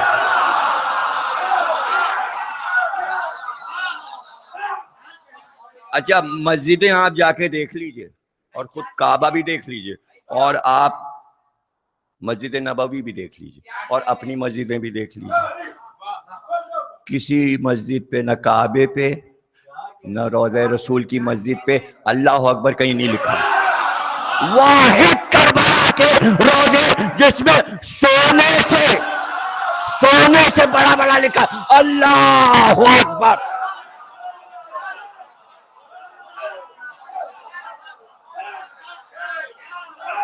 حضرت عباس کے روزے پہ سونے سے اللہ اکبر. پتہ تو چلے یہ روزہ کس لیے بنا, اس کے لیے بنا اللہ اکبر. کوڈ ورڈ ہے کربلا کا کیا, اللہ اکبر. اب جملہ سن لو, ایک ہی بات ہے, چاہے یا حسین کہو یا اللہ اکبر.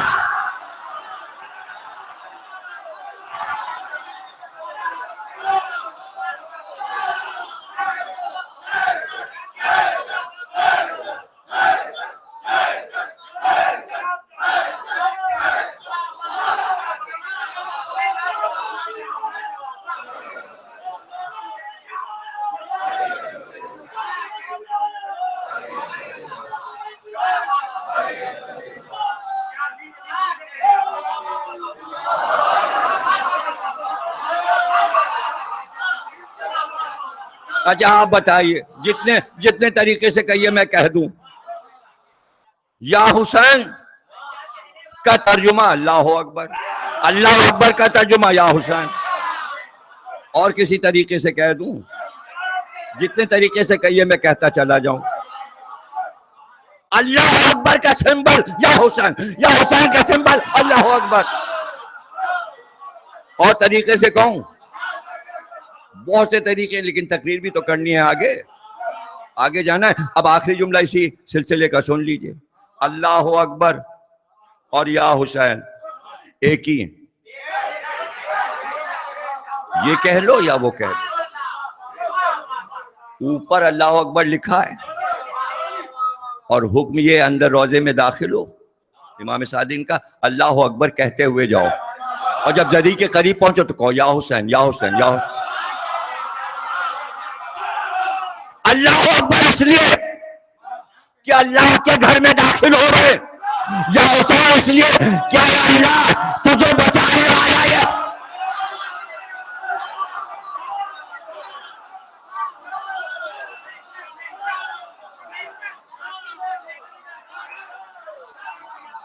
اب یہ وہ تاریخ ہے جو ہمیں ائمہ سے ملی. اب وہ تاریخ مسلمان عوام کیا جانے, یہ تو سینہ بسینہ ہے, سادات کو پتا ہے, اور علم سے علم کا سفر جاری ہے, چراغ سے چراغ جل. اب وہ تاریخ تو مسلمان یہ دیکھ رہے تھے ہمارا خلیفہ وقت تک پہ بیٹھا ہے. ارے بھائی تمہارا خلیفہ وقت تک پہ بیٹھا ہے تو پورا عرب اٹھ جاتا. ارے تمہارے پاس کیا ہے بھائی, مسلمانوں کے پاس اس وقت کیا تھا, ایک اللہ تھا, ایک رسول تھا, تیسرا کون تھا, یزید تھا. مسلمانوں کی تین چیزیں تھیں, کعبہ اللہ, رسول مسجد نبوی, تخت سلطنت شام کا یزید.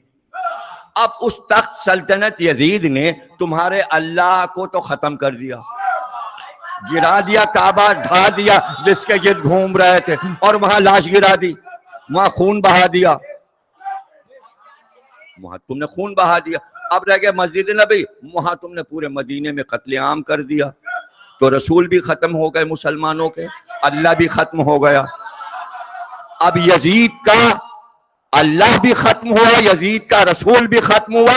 حسین نے کہا میرا اللہ زندہ ہے, میرا رسول زندہ ہے. اب یزید کے بعد جو نیا دین شروع ہوا وہ حسین کا ہے, یزید کا نہیں.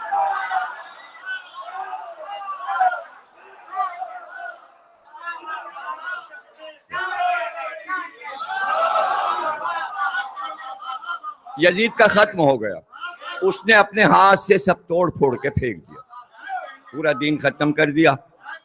تو اللہ کا گھر گرا دے، رسول کا روضہ گرا دے، مسلمانوں کا قتل عام کرے، اللہ سزا نہیں دے گا؟ چپ بیٹھا رہے گا اللہ؟ ابھی چپ بیٹھا رہے گا؟ کعبے پہ حملہ، چپ بیٹھا رہے گا؟ آج ایک میزائل یمن نے پھینک دیا، پورے مسلمان نکل پڑے، کعبے کے احترام ہم کریں۔ ابھی کعبے پہ تھوڑی پھینکا تو سعودی عرب کی سرحد پہ پھینکا، تو وہ سعودی عرب کی سرحد کو پورا کعبہ سمجھتے ہیں، پورے سعودی عرب کو کعبہ سمجھتے ہیں مسلمان۔ یہ کیسی بات ہے؟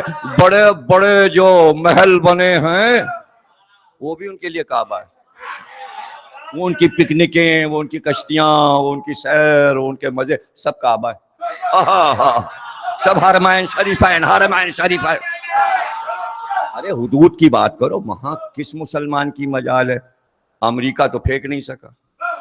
اچھا، ایک امریکن نے کہا بم گرا دو کعبے پہ،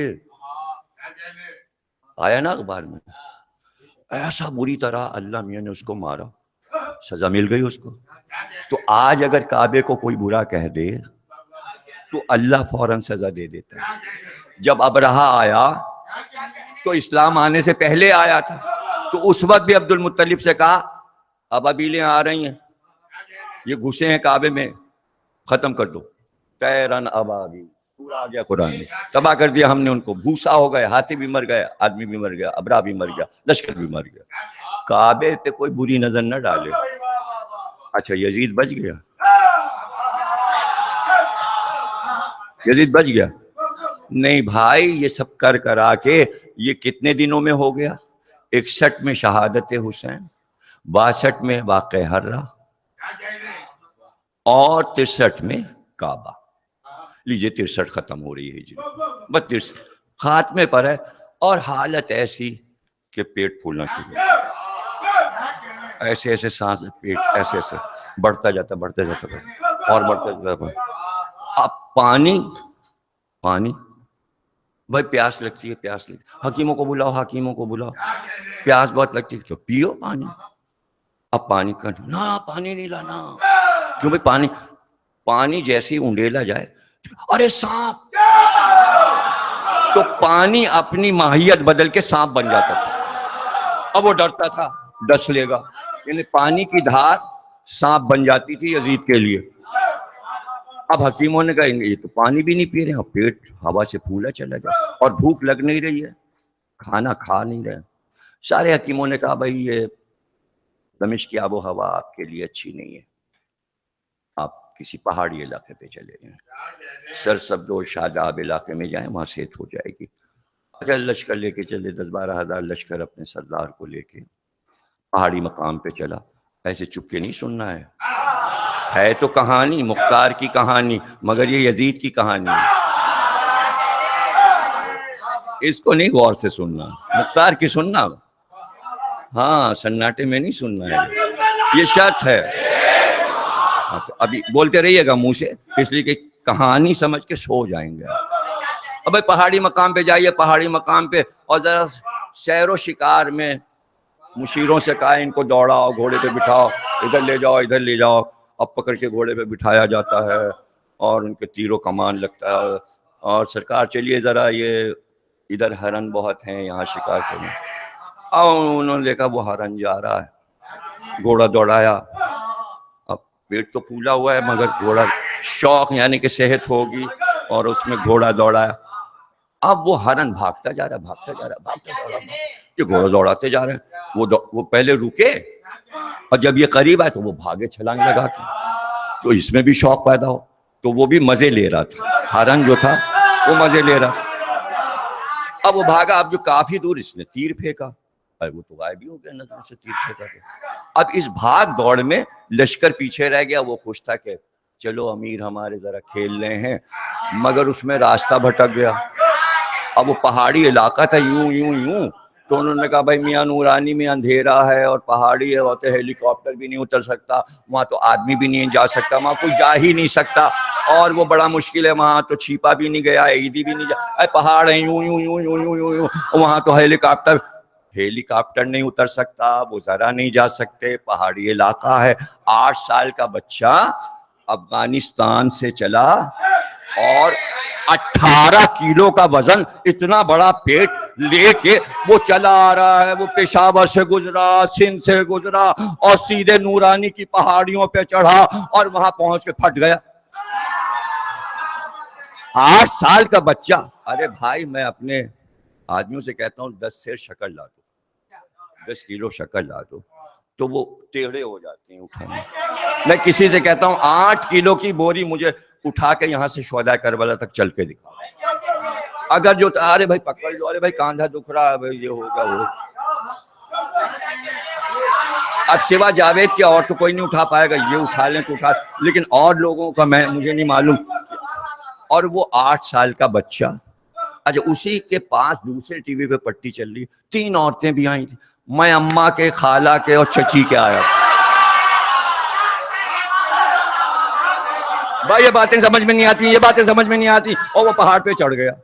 اب ٹی وی پہ دکھا رہے ہیں گول گول پہاڑ، گول گول پہاڑ. وہاں چڑھنا مشکل، وہاں کوئی چڑھ ہی نہیں سکتا. اس لیے وہاں کوئی نہیں چڑھ سکتا کہ وہاں ایک جادوگر رہتا تھا اور وہاں ایک اژدہا رہتا تھا. وہ اژدہا نکلا اور اس نے پھکار ماری اور آدمی کو گھسیٹ لیا، بچے کو گور سے گھسیٹ لیا، کھا گیا. سارے سندھی عاجز. ایک مصیبت، جادوگر جو ہے وہ الگ آدمیوں کو کھائے جا رہا ہے، جادوگر سے پریشان اسی پہاڑی میں نورانی کے پاس. اور ادھر یہ سندھ کا دریا، سیلاب آیا، سب ڈوب گئے. تب یہ پہاڑیوں پہ چڑھ جاتے تھے سندھی. اب اتفاق سے بعد خیبر رسول اللہ نے مولا علی سے کہا کہ جاؤ حسن حسین کو بھی لے جاؤ اور درہ خیبر سے ہوتے ہوئے سندھ تک اور چلے جاؤ. مولا یہاں آ گئے، پہلے حیدرآباد کی طرف آئے، وہاں قدموں کے نشان بنے جو آپ نے پتھر پہ نماز پڑھی. پھر یہ کراچی کے پاس ایک جگہ یہاں پر ہے دمبا گوٹ، یہاں بھی مولا نے نماز پڑھی، یہاں بھی مولا کے نشان بنے ہوئے. یہ زیادہ مشہور نہیں ہے حیدرآباد والا، زیادہ جب جائیں گے لوگ تو مشہور ہو جائے گا، جا کے دیکھیں وہاں. تو اسی طرح جب وہاں نورانی میں پہنچے تو ظاہر ہے کہ سب ملازم وغیرہ ساتھ تھے. تو انہیں پہاڑ، ان کا یہ والا پہاڑ جو ہے یہ ایسا لگتا ہے ہمارے اوپر گر جائے گا. مولا نے کہا یوں کر کے ہاتھ سے یہ رکا رہے گا. اب وہ رکا ہوا ہے. اب وہ میاں نورانی کون ہے آپ کو پتا ہے؟ حضرت علی کی نسل میں ہے. یہ آج کے جنگ نے بھی امت نے دونوں نے لکھا ہے کہ مولا علی کی، اب مولا علی کی نسل میں 38 پشت کے بعد تو یہ نورانی عالم ہے، نورانی عالم. اور سب جانے والے اہل سنت ہیں، اس میں جتنے گئے سب اہل سنت ہیں. مولائی امت نے لکھا سب مولائی تھے. چلو مولائی کا لفظ تو اخباروں کو معلوم ہوا، میڈیا کو معلوم ہوا. اب بھائی ہمارے یہاں تو ایک ہی مولائی جو ہے کافی ہے، خرم مولائی. اب اتنے مولائی وہاں جانا. ان کا کہ یہ اژدہا بہت پریشان کرتا ہے. مولا نے کہا اب نہیں رہے گا. امام حسن امام حسین بھی ساتھ ہیں، قمر بھی ساتھ ہیں. دوڑے دوڑے سارے سندھی آئے کہنے مولا سو رہا ہے اپنے غار میں، چپکے سے چلیے، اتنا بڑا ہے، اتنا بڑا.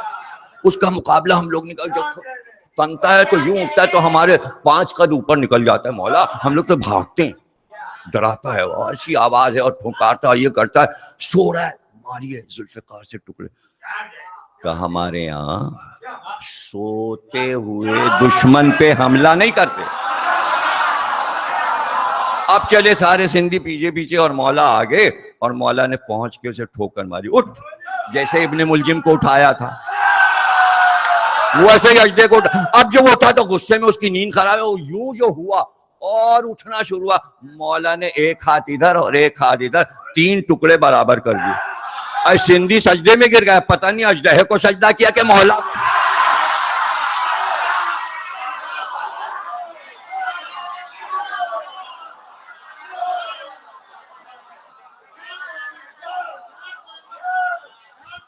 مولا ایک دشمن تمہیں. اب وہ جادوگر کہ اس کو تو میں قید کر دوں گا، اب یہ سندھ میں نہیں نکلے گا. وہ جادوگر تو قید ہے جو مولا نے قید کر دیا، مگر کچھ جادوگر آئے ہوئے. ہم نے تو پہلے ہی کہہ دیا تھا کہ وہ وہاں سے چل چکی ہیں. وہ 3 عورتیں جو بھائی عورتیں بم باندھے ہوئے افغانستان سے چل چکی ہیں، اور جو پہرے دے رہے ہیں وہ دیکھتے کیوں نہیں؟ تو اس کے معنی وہ ٹوپی پہنی اس نے اللہ دین، دیکھی ذرا سمجھیے. عقل سے کام لیجئے. ادراک اللہ نے فہم کہا ہے. اے مسلمانوں عقل سے کام کیوں, تاقلون تاقلون تاقلون تاقلون, یہ میسج ہے, یہ پیغام ہے.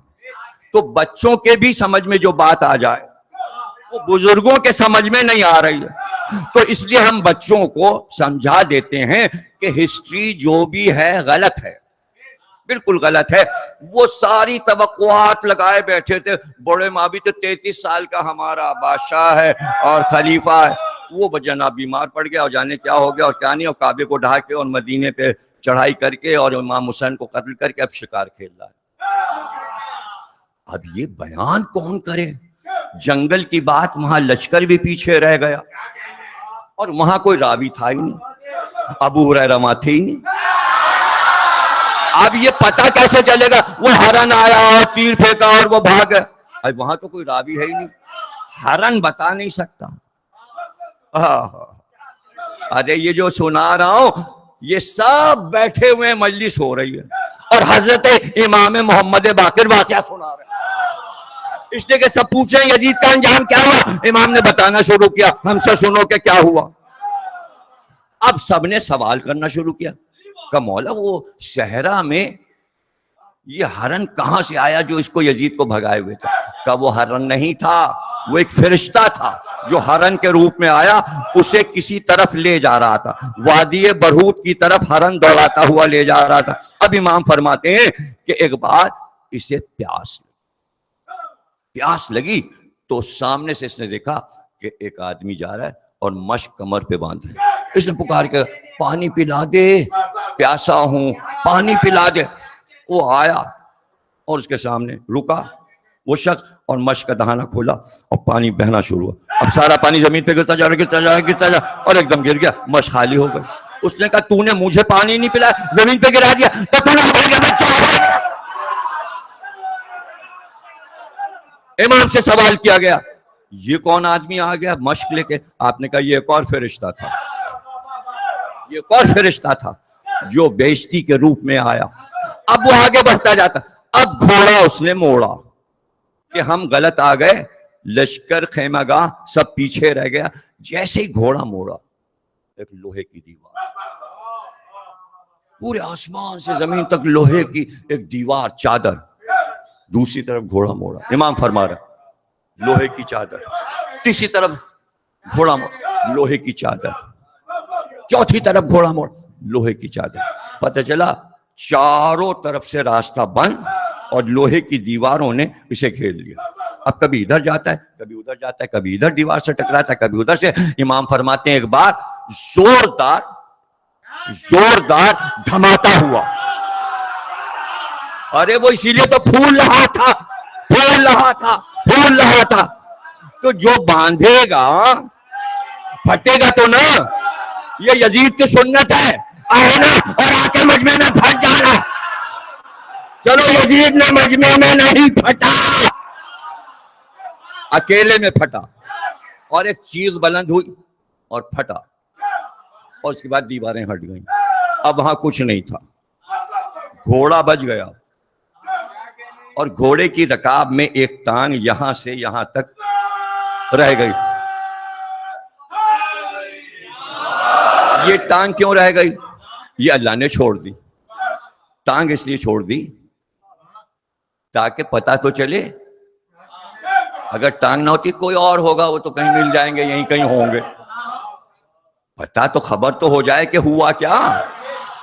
اب جناب گھوڑا چلا, اسے تو راستہ معلوم تھا, وہ ڈیرے کی طرف چلا, ادھر سے لشکر دوڑا, ان کا گھوڑا تو آ رہا ہے بادشاہ کا, مگر بادشاہ نہیں. اب جو قریب ہے دیکھا ٹانگ کہاں, جوتا تو وہی ہے, موزہ تو وہی ہے, لباس تو وہی ہے, اتنا تو یہ تو ٹانگ ان کی ہے, خلیفہ وقت کی. اب ایک نے ٹانگ اٹھائی, ہاتھ پہ رکھی, روتے ہوئے پیٹتے ہوئے. اب سارا لشکر ہائے یزید مر گیا, ہائے یزید مر گیا, ہائے یزید مر گیا.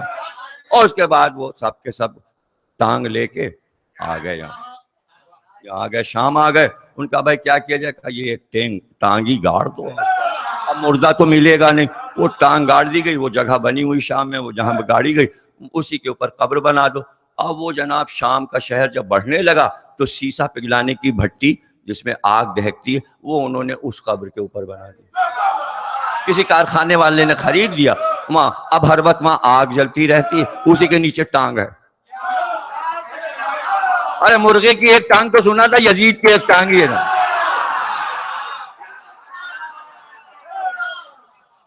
یہ ہے انجام یزید. مختار کا حال سنانے سے پہلے پہلی مجلس میں بتا دیا جاتا ہے کہ یزید مر چکا. اب آپ کو یہ نہیں سوچنا ہے کہ یزید کا کیا ہوا، وہ مر گیا. بیٹے کا حال پڑ چکا، بیٹا آ گیا، اس نے تخت کو ٹھکرا دیا. اس نے کہا میں ٹھوکر مارتا ہوں اس تخت و تاج کو، اس لیے کہ اس کے پائے خون حسین میں ڈوبے ہوئے ہیں. تو میں جملہ یہ دیا کرتا ہوں، دو خاص جملے میں یہاں پر دیتا ہوں کہ یزید کے بیٹے نے جس تخت و تاج کو ٹھکرایا وہ تخت و تاج کتنا ذلیل تھا کہ بیٹے نے ٹھکرایا. آپ ہسٹری میں لکھ رہے ہو حسین حکومت کے لیے لڑنے آئے. ارے جو تخت و تاج یزید کا بیٹا نہیں لے رہا، نبی کا بیٹا لے کے کیا؟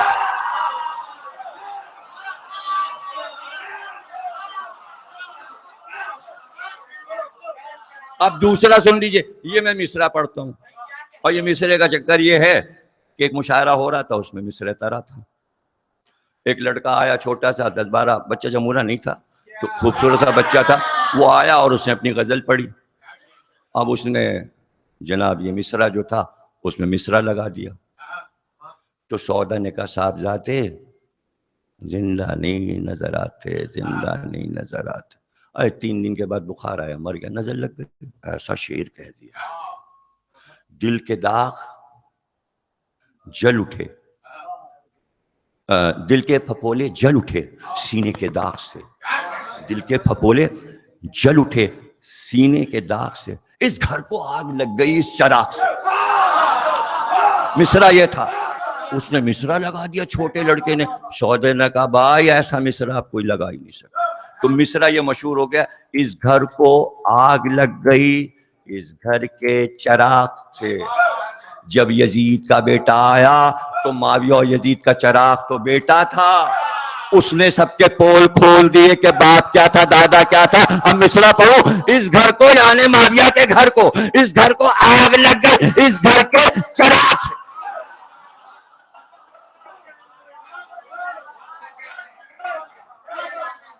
پوتے نے جلا کے راکھ کر دیا.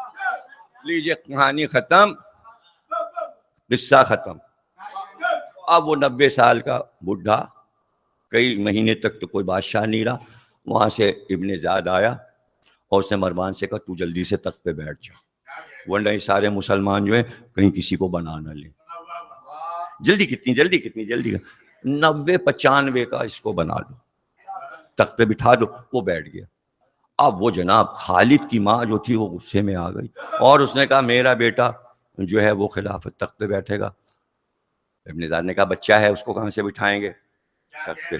اس نے شور وور کیا، کہا ہمارے تو سارے امیر جتنے ہیں وہ سب ہمارے ساتھ ہیں. یہ وہ ابن زیاد نے کہا اس کو چپ کرنے کے لیے مروان اس سے نکاح کر لیا. مروان نے رشتہ دیا. وہ پہلے تو وہ پاگل ہو گیا بڈھا،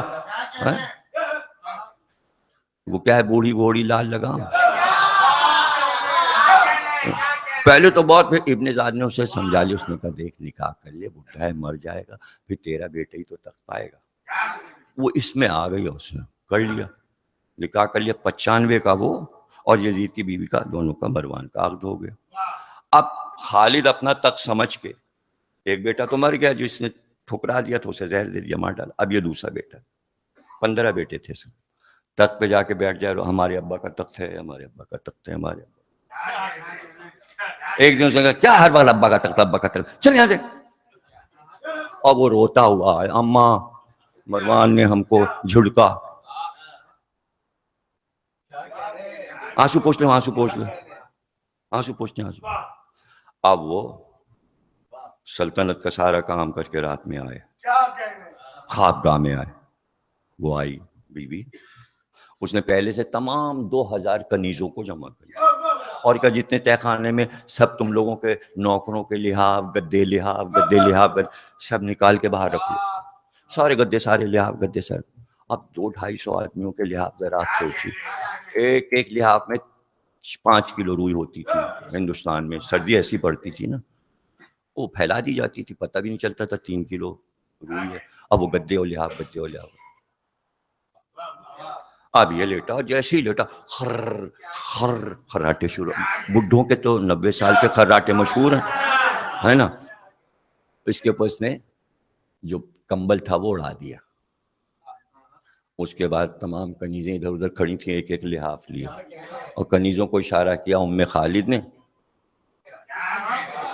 اور وہ سب جناب 200-250 کنیزیں گدے اور لحاف لیے ہوئے، ایک نے ایک. یہ تو ایسے ہی ہے نا کہ جیسے کسی پیر کی قبر پہ ایک چادر پھر دوسری چادر، انہوں نے اپنا لحاف ڈالا پھر انہوں نے اپنا لحاف ڈالا پھر انہوں نے. اب وہ جناب 250 کتنے ہوئے، 250 لحاف گدے اتنا.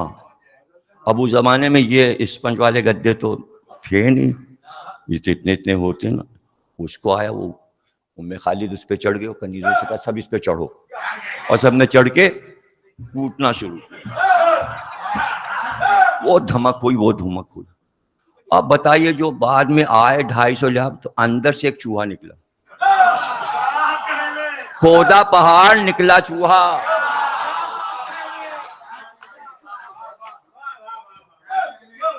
یہاں تک بس کافی ہے مختار نامہ کہ یہ بھی گئے، بوڑھو بھی گئے، مگر بیٹے کو نہیں ملی سلطنت، اس لیے کہ اس کا مروان کا بیٹا آ گیا اور اس نے قبضہ کر لیا. یہ ہے مسلمانوں کی ہسٹری جو میں نے بیچ میں سنا. ادھر ہم نے اپنی تاریخ سنائی اصحاب حسین، ادھر مسلمانوں کی تاریخ سنائی، دونوں کو میں نے ملا دیا، تقریر ہو گئی ختم. تقریر ختم ہو گئی. اب اس وقت تو کوئی بھی یہ نہیں سمجھ رہا تھا کہ حسین فاتح ہو گئے، ان کے سمجھ ہی میں نہیں آ رہا تھا کیا ہو گیا. لیکن بی بی سب بتاتی ہوئی جا رہی تھی اور حرکتیں بتا رہی تھی کہ تم سے غلطی کیا ہوئی. اور بی بی نے ایک بار اپنی اماری سے کوفے والوں کو مخاطب کیا، اور ایک بار آواز ایسی آئی.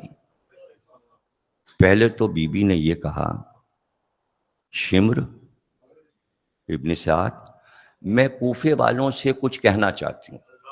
شہزادی نے فرمایا اس لیے تم باجوں کو رکواؤ، یہ جو شادیانے اور جشن کے باجے بجے ان کو منع کرو، یہ شور ختم کرو. انہوں نے کہا کہ زینب ناممکن ہے کہ ہم خوشیوں کے باجوں کو بند کریں، ہر ایک کو ہم سمجھا نہیں سکتے، یہ خوشیاں منا رہے ہیں. شہزادی نے کہا تو نہیں کر سکتا اور میری بات نہیں مان رہا. آپ نے ایک بار بندھے ہوئے ہاتھوں سے کلمے کی انگلی کو اٹھایا اور کہتے ہیں قبلے سے شروع کیا اور ایسے کر کے اپنے ہاتھ کو کہتے ہیں بجتے ہوئے باجے رک گئے اور ایسا سناٹا ہوا جیسے کوئی انسان یہاں نہیں ہے. یہاں تک کہ اونٹوں کے گلے میں جو گھنٹیاں بندھی تھیں جو راستے میں بجتی ہیں، اونٹ گردن بھی نہیں ہلا رہے تھے، ساکت ہو گئے. گھوڑوں پہ جو لوگ بیٹھے تھے گھوڑے اپنا جسم نہیں ہلا رہے تھے، اپنے سم نہیں اٹھا رہے تھے، اپنی دمیں نہیں ہلا رہے تھے، کان تک نہیں، سناٹا. اور ایسے میں بی بی نے کہا ایھا الناس، بس اس آواز کا آنا تھا اے انسانوں. اور پھر آپ نے خطبہ شروع کیا. یہ بعد میں سنائیں گے کہ شہزادی نے خطبے میں کیا کہا. بھئی یہ سن لیجئے. عبداللہ ابن عفیف مولا علی کے بہت قریبی عزیز صحابی تھے. جب انہیں پتہ چلا مولا زخمی ہو گئے تو مولا کے پاس شب 21 آئے. 20 کا دن گزر کے مولا کے قدموں پہ سر رکھ دیا، بوسے دینے لگے، باتیں کی، کچھ حدیثیں پوچھی اور پھر مولا نے کہا کہ بس ملاقات ہو گئی، عبداللہ ابن عفیف جاؤ، اس سے زیادہ وقت نہیں ہے ہمارے پاس.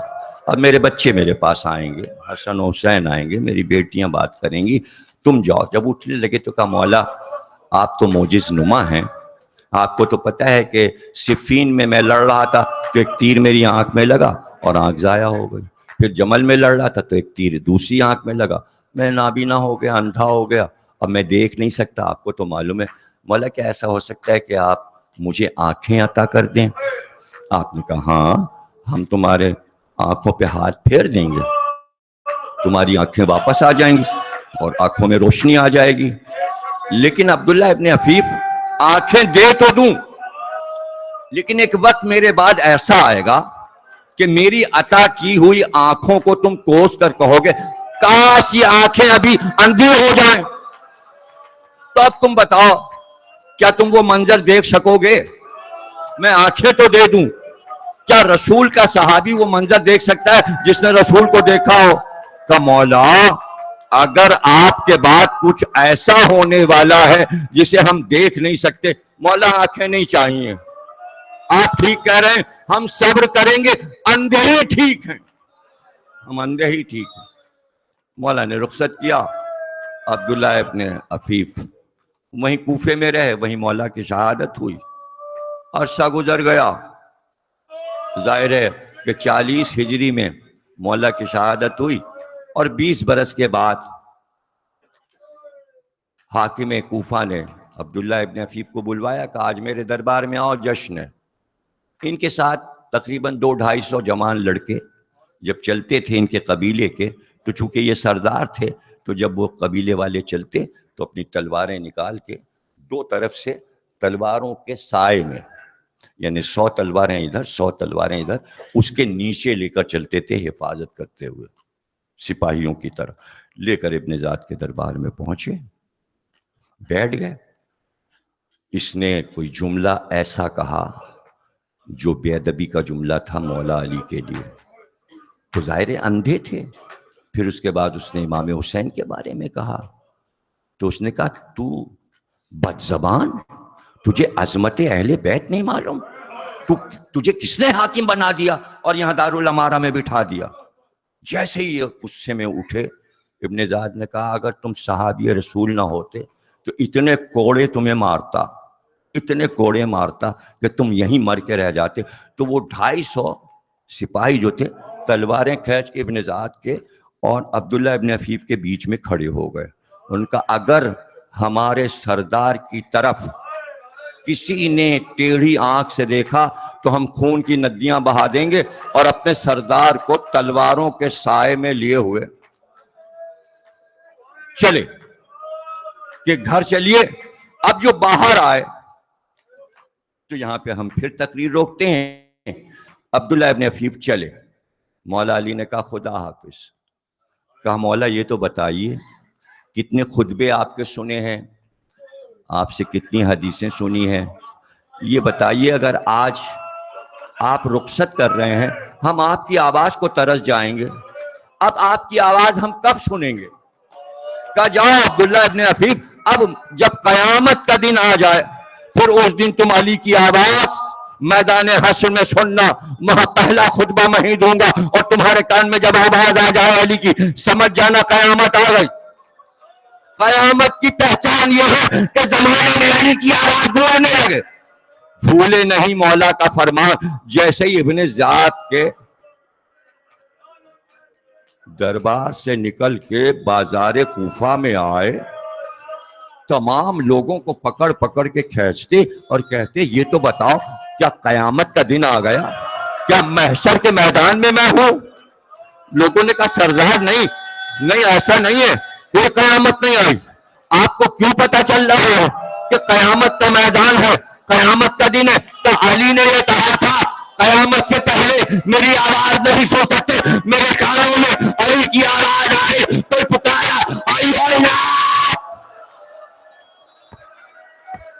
ہو گئی تقریر، تم سلامت رہو، خوش رہو. میرے کانوں میں علی کی آواز آئی. ایک بار ایک بوڑھا بڑا کیا تمہیں تو پتا ہے عبداللہ ابن عفیف علی نہیں بول رہے، یہ ناقص ہے علی کی بیٹی زینب جس کے بعد نہ چادر ہے.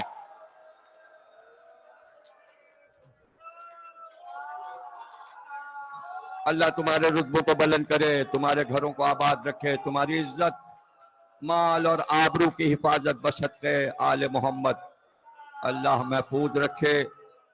کوئی غم نہ دینا سوا غم حسین کے بحق محمد اور آل محمد. پروردگار جو مر گئے ان کو بخش دے، جو زندہ ہیں ان کے حوائج قبول فرما. جو حج و زیارات سے مشرف ہونا چاہتے ہیں تو حج و زیارات سے مشرف فرما. امام زمانہ کا ظہور فرما اور ظہور میں تعجیل فرما. 2-3 شعر اسی حال کے ذل رضا صاحب پڑھ کے مجلس اختتام.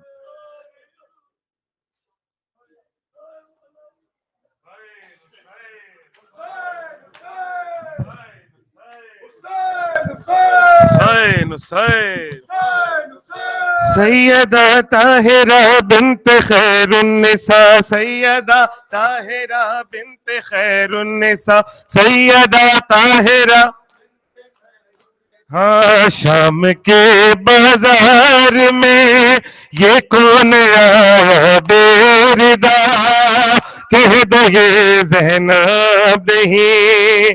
شام کے بازار میں یہ کون آیا بے ردا، کہہ دو یہ زینب نہیں.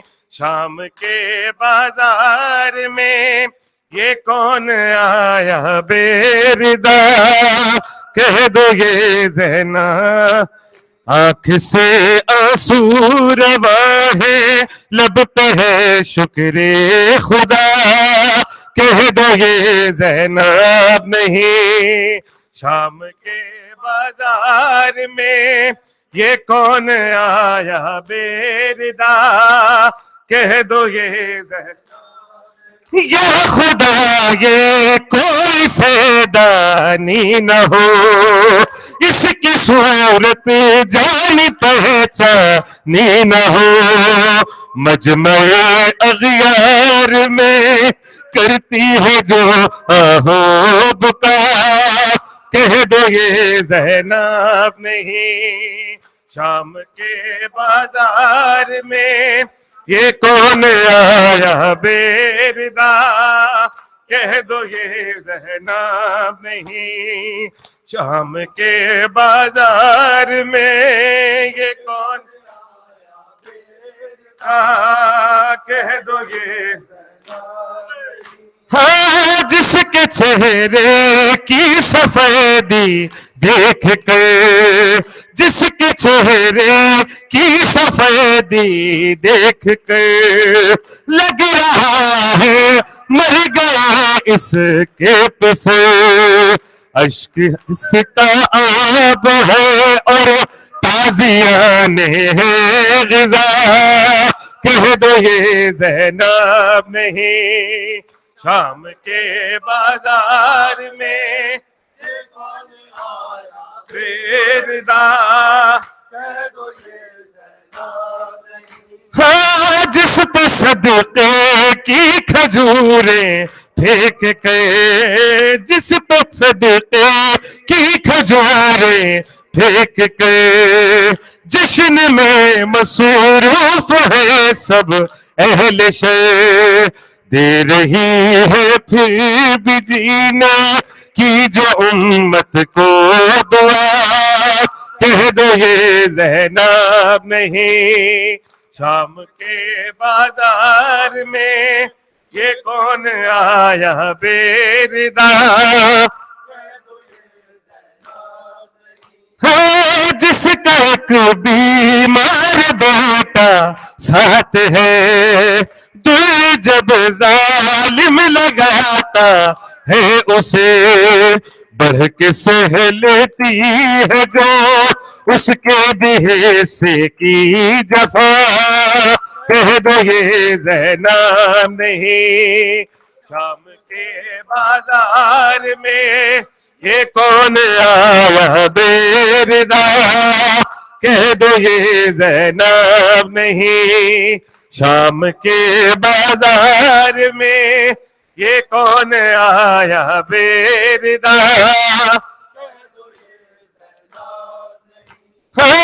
آرزو ہے دل میں یہ ذل رضا، ساتھ لے ہو زائروں کا قافلہ، اور اس نورے سے گونجے شام کی ساری فضا، کہہ دو یہ زینب نہیں، سیدہ طاہرہ بنت خیر النساء، سیدہ طاہرہ بنت خیر النساء، سیدہ طاہرہ بنت خیر النساء، سیدہ طاہرہ بنت خیر النساء۔